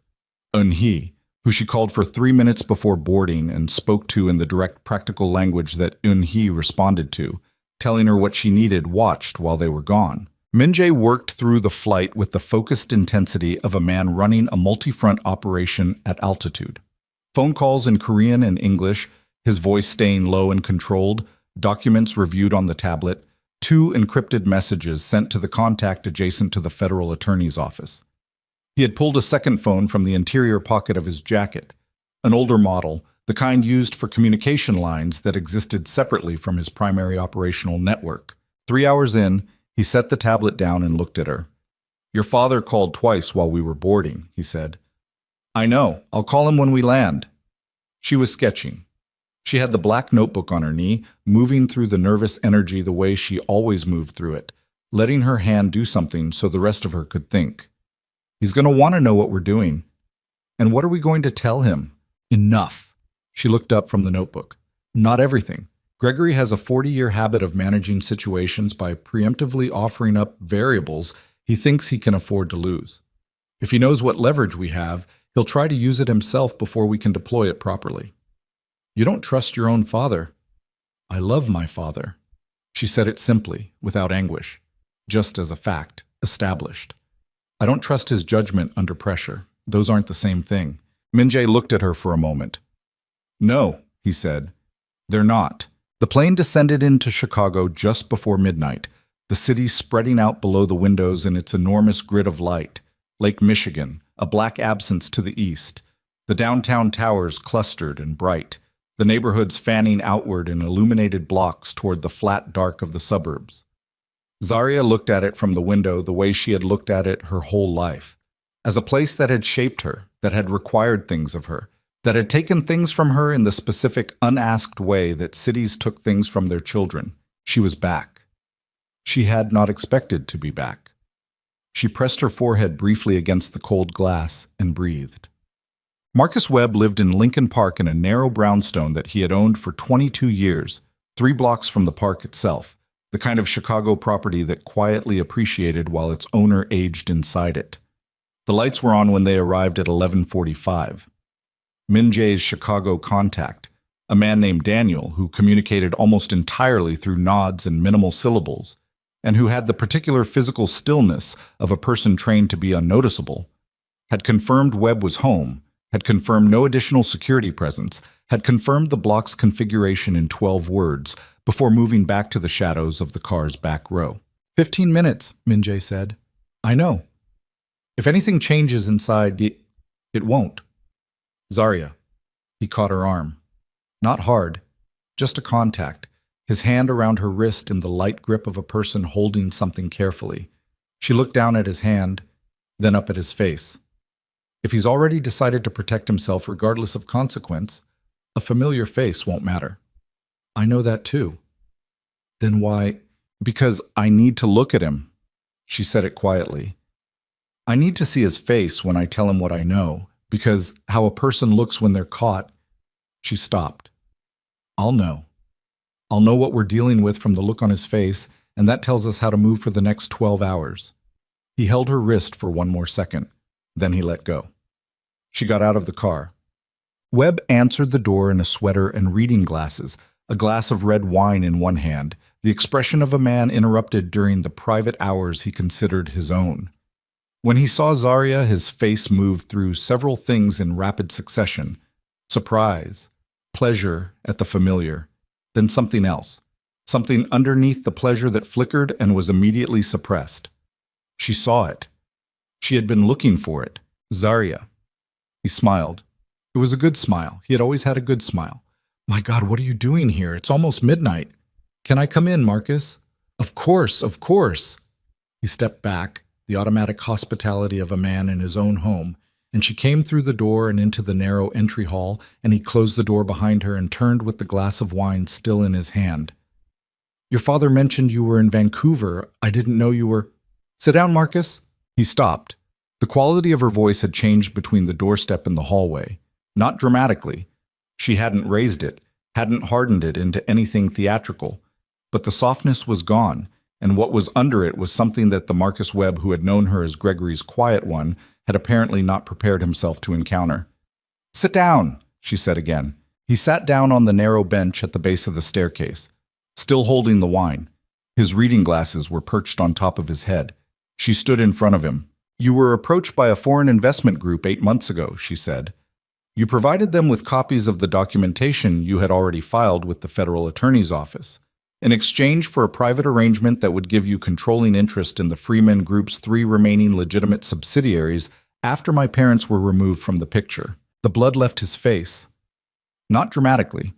It was a slow process, like a tide going out, the specific draining of color from a person whose prepared defenses had just been bypassed entirely. "Zarya, I'm not here to threaten you." She said it evenly. "I'm here because I want to understand one thing. Just one." She crouched down to his eye level. A deliberate choice, removing the standing over dynamic, putting herself in the position of someone who wanted a real answer rather than a surrender. "Did my father know? About you? About what you were doing? Did he make his own deal with the same people to protect himself by giving you up?" Webb stared at her. His face was doing the thing she had told Min Jae about, the thing that told her everything she needed to know. The micro-expressions moving through it like weather across a flat landscape, too fast for most people to read, but she had spent 20 years training her eye to see what was under the surface of things, and what she saw in Marcus Webb's face was not the expression of a man whose partner had betrayed him. It was the expression of a man who had anticipated betrayal and was now surprised it had arrived from an unexpected direction. "He doesn't know," she said. Not a question. Webb exhaled. One long, controlled exhale. "No," he said. "Gregory doesn't know." She stood back up. "How long?" "How long what?" "How long have you been planning this?" He looked at the wine glass in his hand, set it down on the step beside him. "I built half of what your father has," he said. 30 years. Every structure, every protection, every clean line between the money and the source. I built it. His voice was quiet. Not angry. Something past anger. Something that had aged into a different shape. "And for 30 years I've been the man nobody remembers was in the room." "Marcus, your father sold your sister," he said. "Then he sold you. Do you know what he almost sold the year before that? The Wicker Park properties. The ones your mother's parents left her.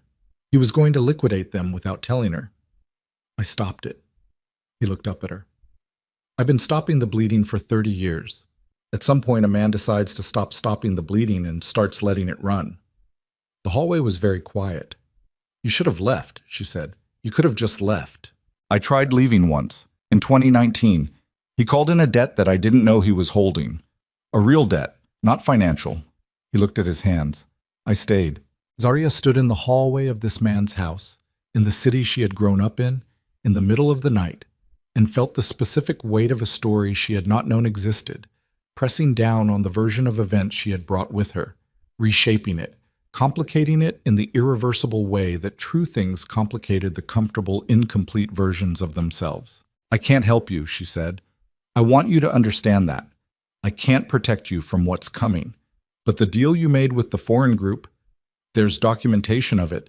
If it surfaces before the cooperation agreement is finalized, your deal with the federal office dissolves and you're on the wrong side of both lines simultaneously." She held his gaze. "You have maybe 6 hours before that documentation is in the right hands."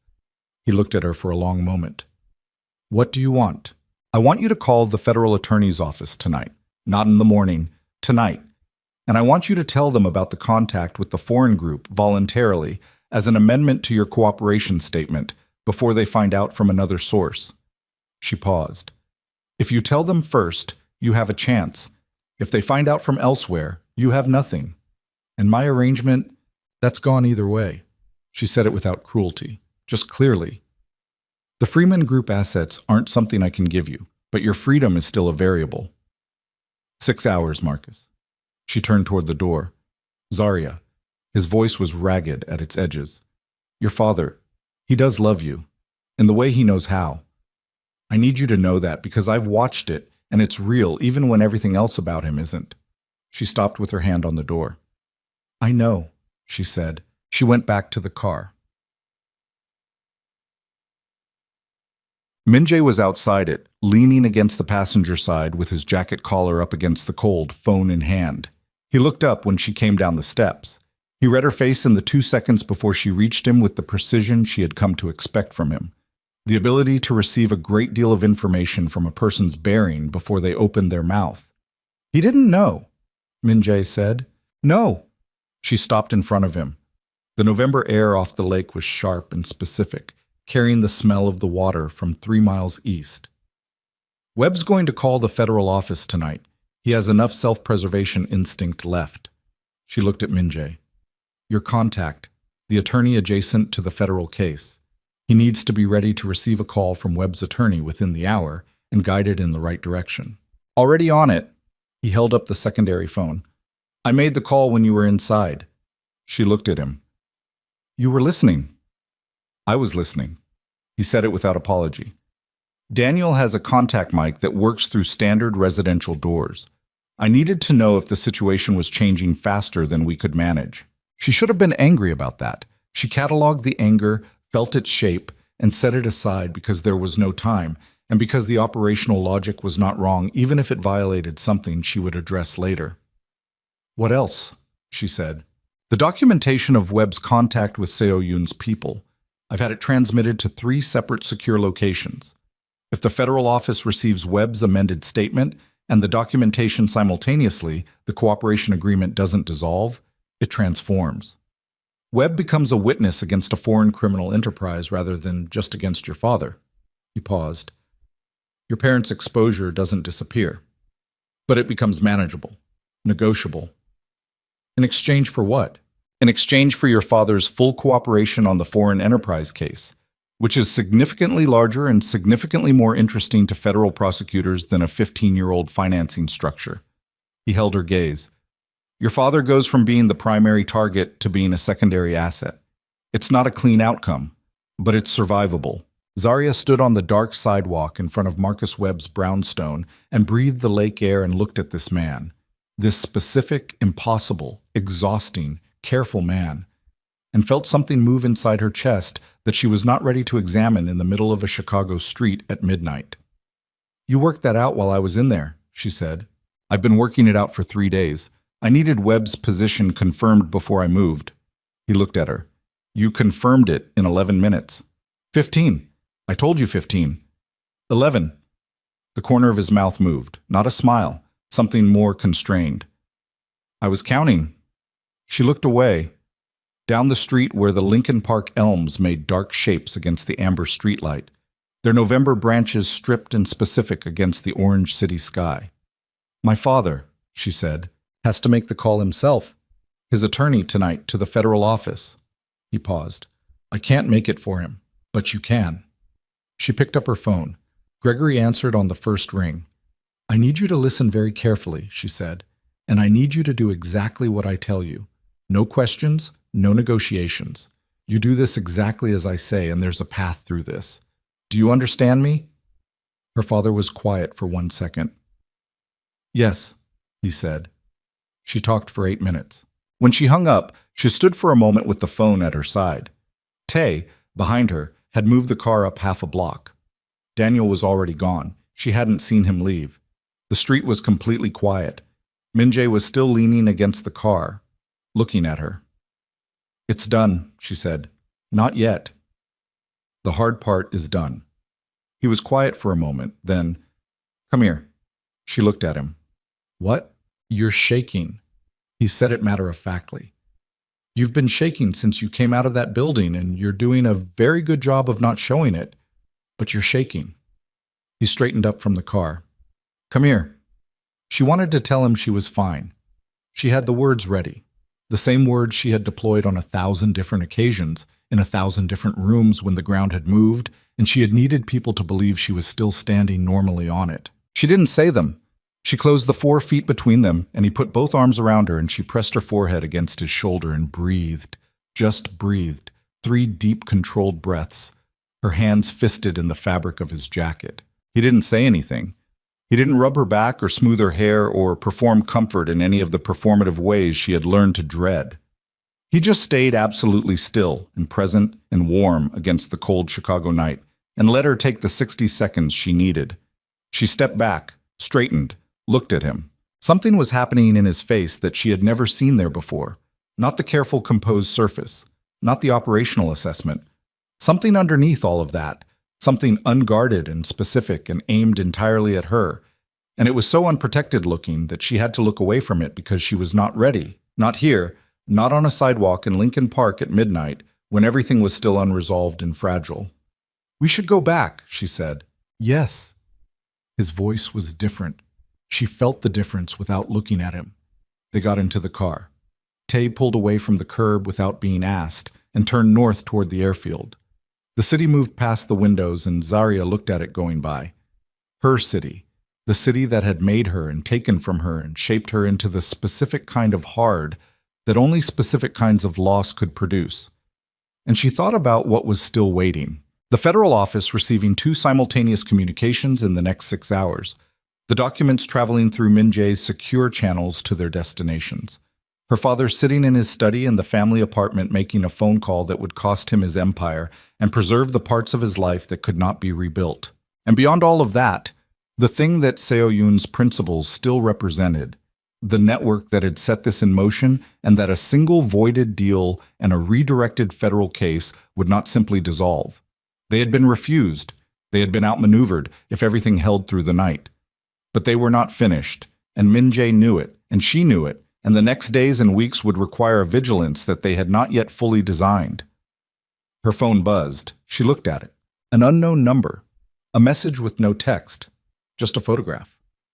She stared at the photograph for 3 seconds before her brain fully processed it. It was a photograph of her studio. Her East Wing studio in the Vancouver estate, taken from inside the room.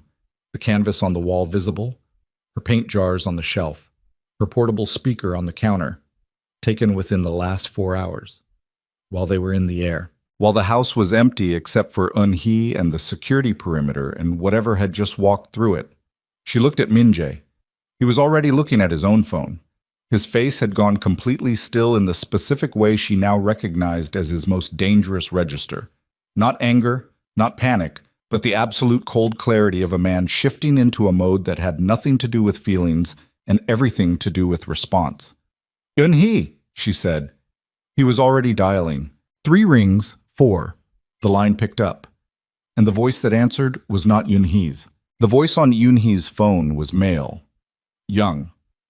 Flat in the specific way of someone performing calm they didn't fully possess. "Mr. Kang, we have your housekeeper. She's unharmed. We'd like to keep it that way." Minjae's face did not move. Not one muscle. The compression in his jaw was the only visible sign that anything human was happening underneath the surface. "Put her on," he said, a shuffling sound. Then Eun-hee's voice, clipped, precise, with the controlled annoyance of a woman who considered being taken hostage a significant imposition on her schedule. "I'm fine. There are 3 of them. One is an idiot. The other 2 are nervous, which is worse." A pause slightly away from the phone. "I said I'm fine. Stop holding my arm like that." The line shuffled again. "You heard her," the male voice said. "We want the documentation. Everything you transmitted tonight. We want the file locations and the access codes within 2 hours, or the situation changes." "I'll need to speak with my people in Vancouver," Minjae said. "Give me 30 minutes. 20. 30. His voice had the quality of a wall. "You called me for a reason. That reason requires me to be operational. Give me 30 minutes or this conversation was pointless." A pause. 30 minutes! The line went dead. Minjae lowered the phone. Tay had already pulled the car to the side of the road without being told. He was looking straight ahead through the windshield, his shoulders rigid, waiting. "How many security at the estate?" Zarya said. 3 on the overnight perimeter. They were either bypassed or turned. Min-jae was already dialing a second number. I'm finding out which. If they were turned, Then I have a different problem than I thought. he held the phone to his ear. 3 seconds. Someone answered. He spoke in Korean, rapid, low, the tonal shift of a man issuing precise instructions under pressure. 40 seconds of this. Then he hung up. 2 of the 3 overnight security are unaccounted for, he said. The third sent an emergency signal 14 minutes ago from the east perimeter. He got out. He got a message out. His location is the coastal path. He's wounded. He looked at her. The car's interior light was low, and the Chicago streetlight came through the windows at an angle that made his face look carved. There are 4 more of my people 40 minutes from the estate. Armed. They'll be on site in... He checked his phone. 22 minutes. And Yoon-hee is alone with 3 people for 22 minutes. Yes. Zarya looked at her own phone. The photograph of her studio was still on the screen. Her paint jars, her canvas, the portable speaker she had moved from the studio 3 weeks ago because the mornings were better with music. She closed it. The documentation, she said, if you give them the access codes, the files self-corrupt on unauthorized access. I built that into the transmission architecture. He met her eyes. There are no real access codes to give them, which means the 30 minutes I asked for is the window we have to resolve this before they realize I was stalling. 28 minutes now. Yes. Call them back in 26, she said. Keep them on the line. Give them partial information. Something that sounds real, something that requires them to attempt verification, that buys another 10 to 15 minutes of them looking at a screen instead of looking at Yoon-hee. She looked at him. You're 4 people. They know the estate's layout. Better than anyone. Entry points that bypass the main sight lines. The eastern service access, below the cliff line. It comes up through the utility corridor into the house's lower level. He was watching her. Zarya, how long has Yoon-hee worked for you? He was quiet for 1 beat. 19 years. Then we're getting her out. She looked at Tae in the front seat. How fast can this car get to the airfield? Tae's eyes met hers in the rearview mirror.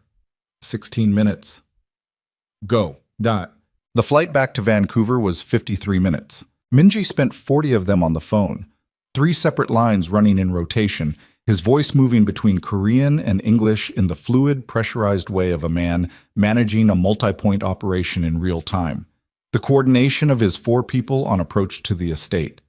A call to a contact in the Vancouver City administration, brief, coded, producing a result she didn't fully understand, but that made Min-jae's shoulders drop 2 millimeters, which she had learned was the equivalent of visible relief in another person. She spent those 40 minutes doing the only thing available to her, sitting still, sketching nothing, letting her mind run the variables without trying to force them into resolution before she had information she didn't yet have.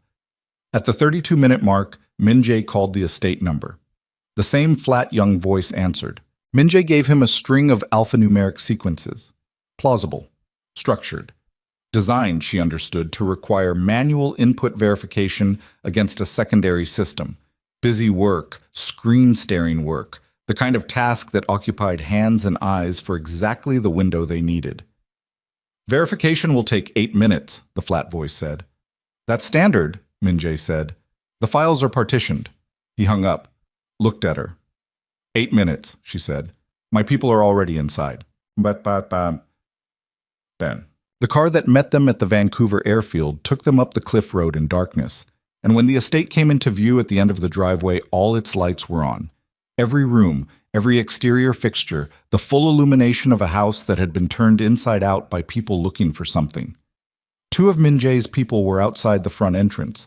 A third was visible at the corner of the building, radio in hand. A Vancouver City vehicle was parked on the drive.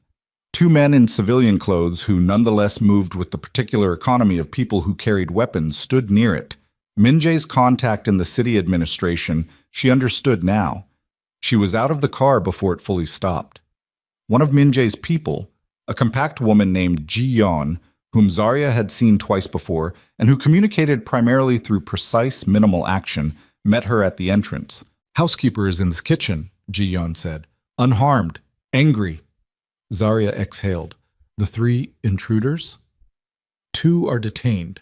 1 ran the coastal path and went into the water. Ji-yeon's expression conveyed her opinion of this decision. Coast Guard has been notified. The water is very cold tonight. The 2 turned security. 1 is cooperating. 1 is not yet cooperating. She said it with the flat precision of someone for whom not yet carried specific operational meaning. Min-jae's wounded man on the coastal path. Ambulance is en route. Non-critical. Zarya moved through the entrance and down the corridor toward the kitchen. Yoon-hee was sitting at the kitchen table with both hands wrapped around a cup of tea and the expression of a woman who had revised her opinion of the evening from significant imposition to event requiring post-mortem analysis. There was a small cut above her left eyebrow, not deep, already cleaned and covered with a thin bandage, and her steel gray hair had come partially loose from its usual arrangement, which was the most visibly disordered Zarya had ever seen her. She looked up when Zarya came in. Neither of them said anything for a moment. Then Yoon-hee said, "You're back." "We're back." Zarya sat down across from her, looked at the bandage. "They hurt you." One of them grabbed my arm coming through the east corridor. I hit him with the cast iron pan from the second shelf. She picked up her tea. "He'll have a bruise." "Yoon-hee." "I'm fine." She looked at Zarya over the rim of her cup. Her eyes were very steady. The particular steadiness of a person who had been frightened and had declined to remain frightened once the immediate cause was removed. "Are you?" "Yes." "Chicago." "Done. Or it will be by morning." Yoon-hee nodded once, set down her cup, looked at the kitchen, the slight disarrangement of it, a chair pushed at the wrong angle, one of the cabinet doors open that shouldn't be. She stood up, straightened the chair, closed the cabinet, sat back down. "He came back," she said. Not a question. "Yes." "Good." She picked up her tea again. "He should have come back. This is his house." A pause. "It's your house too." Zarya looked at her hands on the table, the paint still embedded in the creases of her knuckles. Cadmium blue, a color she had been working with 3 days ago and never fully got out no matter how long she washed. The permanent evidence of the work she did, the life she carried in her hands. "Yoon-hee," she said, "why did you let Seo-yoon into the house that morning?" The kitchen was quiet. Somewhere outside, the sound of the city vehicle on the drive, voices exchanging information in the night. "Because she asked to come in," Yoon-hee said, "and because I thought you needed to hear what she had to say." She looked at Zarya directly. "I've worked for that man for 19 years. I know what he needs better than he does. What he needed was for you to know the full weight of what he was carrying so you could decide whether to carry it with him." She paused. "I made a judgment. It could have gone differently. Most things could." She finished her tea. It went the way it went. Besh. Min-jae found her in the studio at 3 in the morning. She had come here after Yoon-hee went to bed, after the estate had been walked through and documented and the city contacts had departed, and the 2 detained men had been taken to a location Min-jae did not specify, and that she did not ask about because there were still categories of his world that she was navigating the edges of without stepping inside them.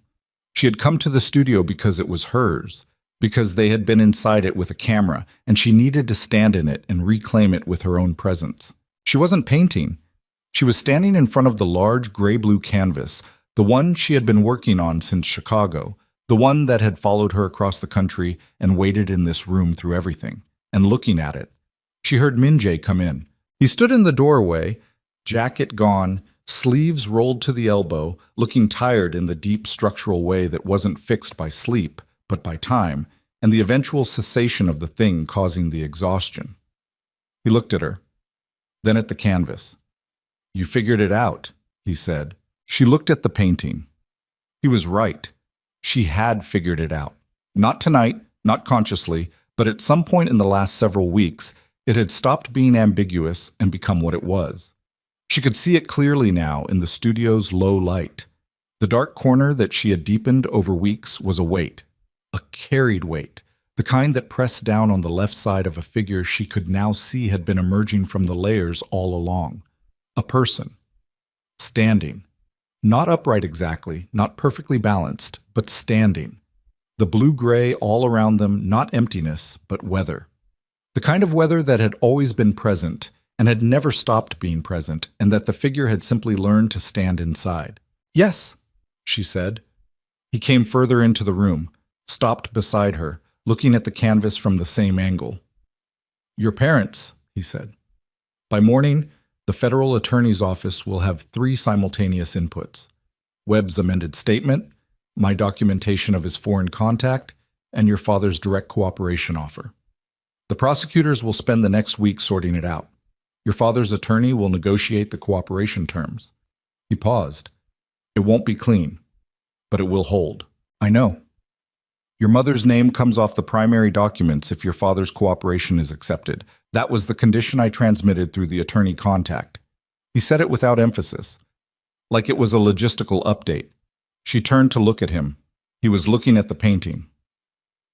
"You negotiated my mother's exposure separately," she said, "without telling me." "Yes." "When?" "On the plane, while you were sitting across the aisle." He paused. "I knew you were thinking about it. I could see it on your face. You were running the variables and you hadn't gotten to that one yet, and I had already gotten to it, and I could close it faster than explaining it to you would take." He finally looked at her. "I'm not apologizing for the efficiency, but I wanted you to know I did it." She looked at him for a long moment. "Thank you." "You don't have to." "I know I don't have to." She held his gaze. "Thank you." The studio was very quiet. Outside, the Pacific continued its ancient, indifferent business against the cliff base far below. That sound that had been the constant underscore of the last 6 weeks, the sound she had grown so accustomed to that silence would have been stranger than its presence. "The people Seo-Yun represents," she said, "this isn't over with them." "No. They'll try again." "Yes. Through a different door, with a different approach, in a time frame I can't predict." He said it plainly. The way he said true things, without cushioning, without the softening impulse that was actually a form of disrespect. That's the reality of operating where I operate. The doors keep coming. Then we keep closing them. He looked at her. Something shifted in his face. The same unguarded thing she had seen on the sidewalk in Chicago, the thing she had turned away from because she hadn't been ready. She was still not entirely ready, but she had stopped pretending readiness was a prerequisite for truth. "Zarya," he said. "I know," she said. "You don't know what I was going to say. You were going to say something about the contract, about the 18 months, about how the terms of the arrangement were set before either of us understood what the arrangement was actually going to become." She looked at him. "And then you were going to ask me something you've been not asking for about 3 weeks. He was quiet. "Ask it," she said. The studio held the particular stillness of a room that had been a working space. The faint smell of paint and linseed oil, the accumulated presence of hours of private concentrated effort, the kind of room that told the truth about its occupant by simply displaying what they did when no one was watching. "I don't want 18 months, he said. I want to learn what this is, without a contract defining its edges, without a clock on it." He paused. The care he took with words was not hesitation. She understood that now. It was precision, the same precision he brought to everything. "I want to learn how to be in a house with you without managing what you're allowed to know about your own life. I want to eat breakfast and run the cliff path and argue about whatever that painting is going to be called and do the actual work of—" He stopped. "I'm not good at this." "I know. I haven't been good at this for a very long time." "I know that too." She looked at him. "I'm not easy either. I want you to understand that. I'm not easy and I'm not uncomplicated and I have—" She stopped, let herself say the next part properly. "I have things I haven't told you, things from before that affect how I move in the world and that you're going to encounter whether I plan for it or not." She held his gaze. "I'll tell you when I'm ready, not before, and I need you to accept that." "Yes," he said, without hesitation. "And when I tell you, I need you to stay still. I don't need you to fix it. I just need you to stay in the room." "Yes." She looked at him, the word twice without equivocation. She had said "I need" twice, and he had said yes twice, and it was such a small exchange and the weight of it was enormous. "Okay," she said. He reached out and touched her face. One hand, his thumb at the edge of her jaw. Not a declaration, just contact present, and careful and warm in the specific way of someone who had learned to be careful through years of being the opposite and had not forgotten the cost of carelessness. She let him. She stood still and let his hand be on her face and felt the full, uncomplicated fact of it. The warmth, the steadiness, the specific realness of a person choosing to be this close to another person in a room at 3 a.m. after everything that the last 18 hours had been. She put her hand over his. They stood like that for a long moment in front of the painting. 3 weeks later, the Freeman Group's legal restructuring was announced publicly. Gregory Freeman retired from the board. His attorney released a statement citing health considerations. The 3 legitimate subsidiaries were placed under independent management pending review. The federal investigation was reclassified as a cooperative inquiry, which was the language that meant the primary target had become a cooperative asset, which was the language that meant Gregory Freeman would not spend his remaining years in a federal facility. Marcus Webb's separate arrangement was disclosed. His cooperation agreement was restructured under terms that gave him nothing he had planned for and something he hadn't. A reduced charge on 1 count of unauthorized financial disclosure in exchange for complete testimony against the foreign enterprise network that Seo Yoon's principals operated. He accepted it. He sent Zarya a letter 3 days after the announcement. 4 lines. No apology. Just 4 lines about the 30 years he had spent in her father's shadow and a single closing sentence. I hope the quiet one found somewhere loud enough to matter. She read it twice, folded it, put it in the back of her sketchbook, where she kept other things that were true and difficult and worth keeping. Seo Yoon's principles were not dismantled by the testimony. Organizations like theirs didn't dismantle easily. They redistributed, reconstituted, opened new doors as old ones closed. But the immediate network that had pressured Min Jae through Seo Yoon was disrupted significantly enough that the pressure came off for a defined period. And in the world Min Jae operated in, defined periods of reduced pressure were the closest thing to peace that existed. Seo Yoon herself disappeared from Vancouver and sent Min Jae 1 message, 3 words in Korean that he translated for Zarya without being asked. Watch the doors. Zarya printed those 3 words in small letters in the bottom corner of the large gray-blue painting when she finally finished it. Not as a title, just as a notation. The kind an artist made when a piece contained something that arrived from outside the original intention and needed to be acknowledged. She called the painting Standing Weather. The merger celebration happened on a Thursday evening in early December, in a downtown Vancouver venue with crystal chandeliers and a guest list that contained the usual mixture of legitimate power and its criminal shadow dressed in the same expensive fabric. Zarya wore dark green again. Not the same dress, a different one, chosen by herself, paid for with the money she had started making from a commission that had come through 3 weeks prior. A corporate client who had seen photographs of her work circulating through Min Jae's social network and wanted 3 large format pieces for a new Seoul office building.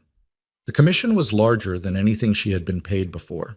She had spent 2 days being quietly stunned by it before she called her gallerist in Chicago and said she needed to talk about representation. She stood at the edge of the main room while Min Jae spoke with a group of men near the bar. Business, the low-register, sustained conversation of people conducting serious transactions at social events.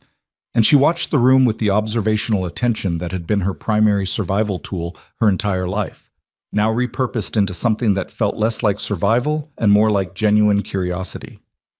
A man approached her, mid-60s, well-fed, the comfortable confidence of old money and older networks. He had been pointed out to her earlier as a senior partner in a development firm with interests across 3 Pacific Rim markets. He looked at her with the assessing quality of a man who had spent decades evaluating acquisitions. "Mrs. Kang," he said, "a pleasure. I've been wanting to speak with you." "Have you? I understand you were... well, the circumstances of your marriage were somewhat unconventional." He smiled, the smile of a man who considered himself diplomatic. "Min Jae has always been an unconventional operator. I imagine you've had quite the adjustment." "It's been interesting," she said. "I'm sure. He's a remarkable man, Min Jae, quite patient, all things considered." He paused, letting the implication of patient hang in the air with deliberate placement. "To take on an arrangement like this." The room moved around them. Crystal glasses, low music, the murmur of several hundred conversations. Zarya looked at the man. She had spent 25 years being the invisible one, the quiet one, Gregory's forgotten daughter, the woman who fixed things nobody asked her to fix and stood in corners of rooms cataloging what she saw and keeping it all inside the locked room of herself because that was the price of safety. Invisibility, smallness, the constant managed disappearance. She was done with the price. My husband is patient with people who deserve patience, she said. He's not patient as a character trait. He's patient as a strategy. There's a difference. She held the man's gaze. The arrangement you're referring to was unconventional for approximately the first 20 minutes. After that, it was simply a marriage. The fact that you're still calling it an arrangement 8 months later tells me more about how you see women than it tells me anything about my husband. The man blinked. Also, she said, if you're considering approaching Minjae about the Pacific Rim development interests you're carrying, the 3-property cluster in Busan that your firm has been trying to offload for 14 months, I'd suggest leading with the infrastructure liability disclosure rather than waiting for due diligence to surface it. He doesn't like surprises in the financials, and he has better intelligence than you probably think. She picked up her glass. Enjoy the evening, she said. She walked away. Minjae found her 6 minutes later at the far end of the room near the window overlooking the winter city. He came and stood beside her. He had clearly been briefed. Tae had been nearby, had almost certainly seen the exchange, but his expression was not concerned.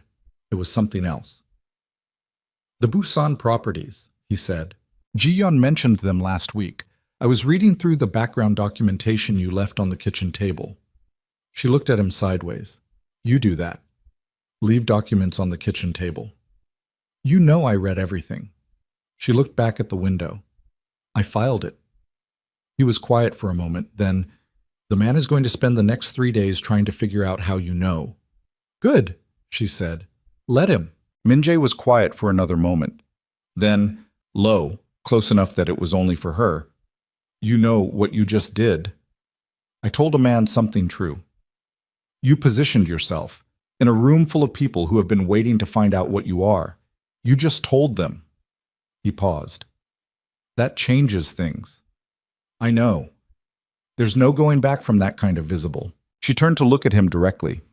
His face in the low light of the chandeliers had the quality it had in the kitchen at 3 a.m, unguarded, present, aimed at her with the specific undivided attention of a man who had stopped managing the distance between them. I don't want to go back, she said. He looked at her for a long moment. Then he took her hand, intertwined his fingers with hers in the simple, unremarkable way of people who had been doing this long enough that it required no decision. Just the automatic movement of two people who had found, through improbable and expensive and exhausting means, the particular shape of another person that their hand fit against. They stood at the window and looked at the city. The rain had started. Vancouver's winter rain, fine and persistent, blurring the lights of the street below into long amber smears against the dark. The kind of rain that didn't announce itself, that simply arrived and continued, patient and indifferent, neither hostile nor gentle, just present. The way weather was. The way the things that mattered most were, not dramatic, not announcing themselves, but standing there in the room with you, breathing alongside you, asking nothing except that you stop pretending they weren't real. Later, much later, in the back seat of the armored black Mercedes heading back through the rain-soaked city, Zarya leaned her head against Minjae's shoulder. Not because she was tired, though she was. Not because the evening had been long, though it had, but because it was where her head went when the performance pressure was off, when the room had been left behind and there was nothing left to manage or navigate or hold together through sheer internal will. It simply went there. Minjae didn't move, didn't shift, just let her lean. Outside the windows, the city moved past in its winter configuration. The Christmas lights beginning to appear on storefronts. The rain-slicked streets reflecting everything back in doubled amber and white. Pedestrians moving under umbrellas through the particular purposeful rush of people who had places to be and were getting to them. A city full of lives happening in parallel, each one containing its own weight of things survived and things ongoing and things not yet resolved. Zarya watched it go past. She thought about this painting in the studio. Standing weather, the figure she had not planned but had been working toward for months, standing in the gray-blue weight of accumulated weather with the carried thing pressing down on its left side and its feet still on the ground.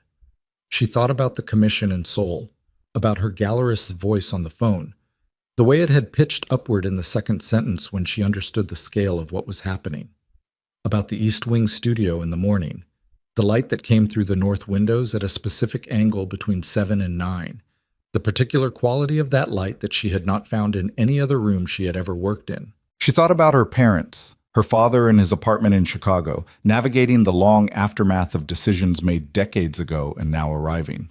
Her mother, who had known everything and said nothing, and who Zarya had spoken to twice in the past 3 weeks. Real conversations, the kind that hadn't existed between them in years, cautious and imperfect and worth having.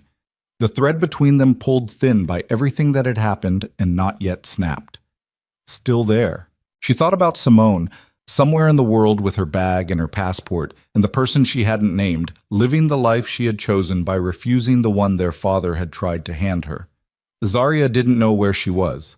She had sent one message to Simone's old email address the week after the federal announcement, not asking for anything, not explaining anything, just 3 sentences telling her that their parents were going to be okay and that the door was open when she wanted to come back through it. She hadn't heard back yet. She would wait. Min-jae's hand found hers in the dark of the back seat. He didn't look at her. He was looking out his own window at the same passing city, but his hand found hers with the same automatic certainty as before, the movement of a person whose body had updated its habits without consulting the part of them that managed appearances. Zarya closed her fingers around his. The rain came harder for a moment against the car's roof, a brief intensification, and then eased back to its regular rhythm. She thought about what Yoon-hee had said in the kitchen that first morning, the second drawer, and how that had been the beginning of something neither of them had named but both of them had known was a beginning. She thought about the cabinet hinge, the bathroom tile, the cliff path at dawn, the way a house absorbed the presence of the people inside it, the way it held the shape of what happened in its rooms, the way a person held the shape of what happened in their years, not perfectly, not without damage, but genuinely, in the grain of the walls and the particular quality of the light, and the sounds that collected in the corners of the spaces where people had been honest with each other. She thought about Min-jae asking her, at the beginning, whether she was angry, whether she was all right. The smallness of those questions and the size of the thing underneath them. A man who had built the entire architecture of his life around controlled distance, around the management of what other people could access, slowly and expensively learning that distance was not the same as safety, and that control was not the same as strength. Learning it the way people learned the things that mattered most. Not from being told, but from encountering someone who required something different and finding, to their own surprise, that they wanted to provide it. She turned her head slightly, without lifting it from his shoulder, so that she could see his profile against the rain-blurred window. He was already looking at her. "Are you okay?" he asked. The same question, the one nobody in her life had ever asked the way he asked it. Not as social formula, not as performance of concern, but as an actual wanting to know, an actual willingness to receive whatever the true answer was, whether it was easy or not, whether it required something of him or not. She had been 25 years old when she stopped expecting to be asked that question and meaning it. She looked at him, at the face that was not conventionally handsome but was intensely, specifically his, the strong jaw, the dark eyes that missed nothing, the particular weariness of a man who carried large things and had recently, carefully, decided to put some of them down. The city lights moved across his face. The rain came down. "Yes," she said, and she meant it completely.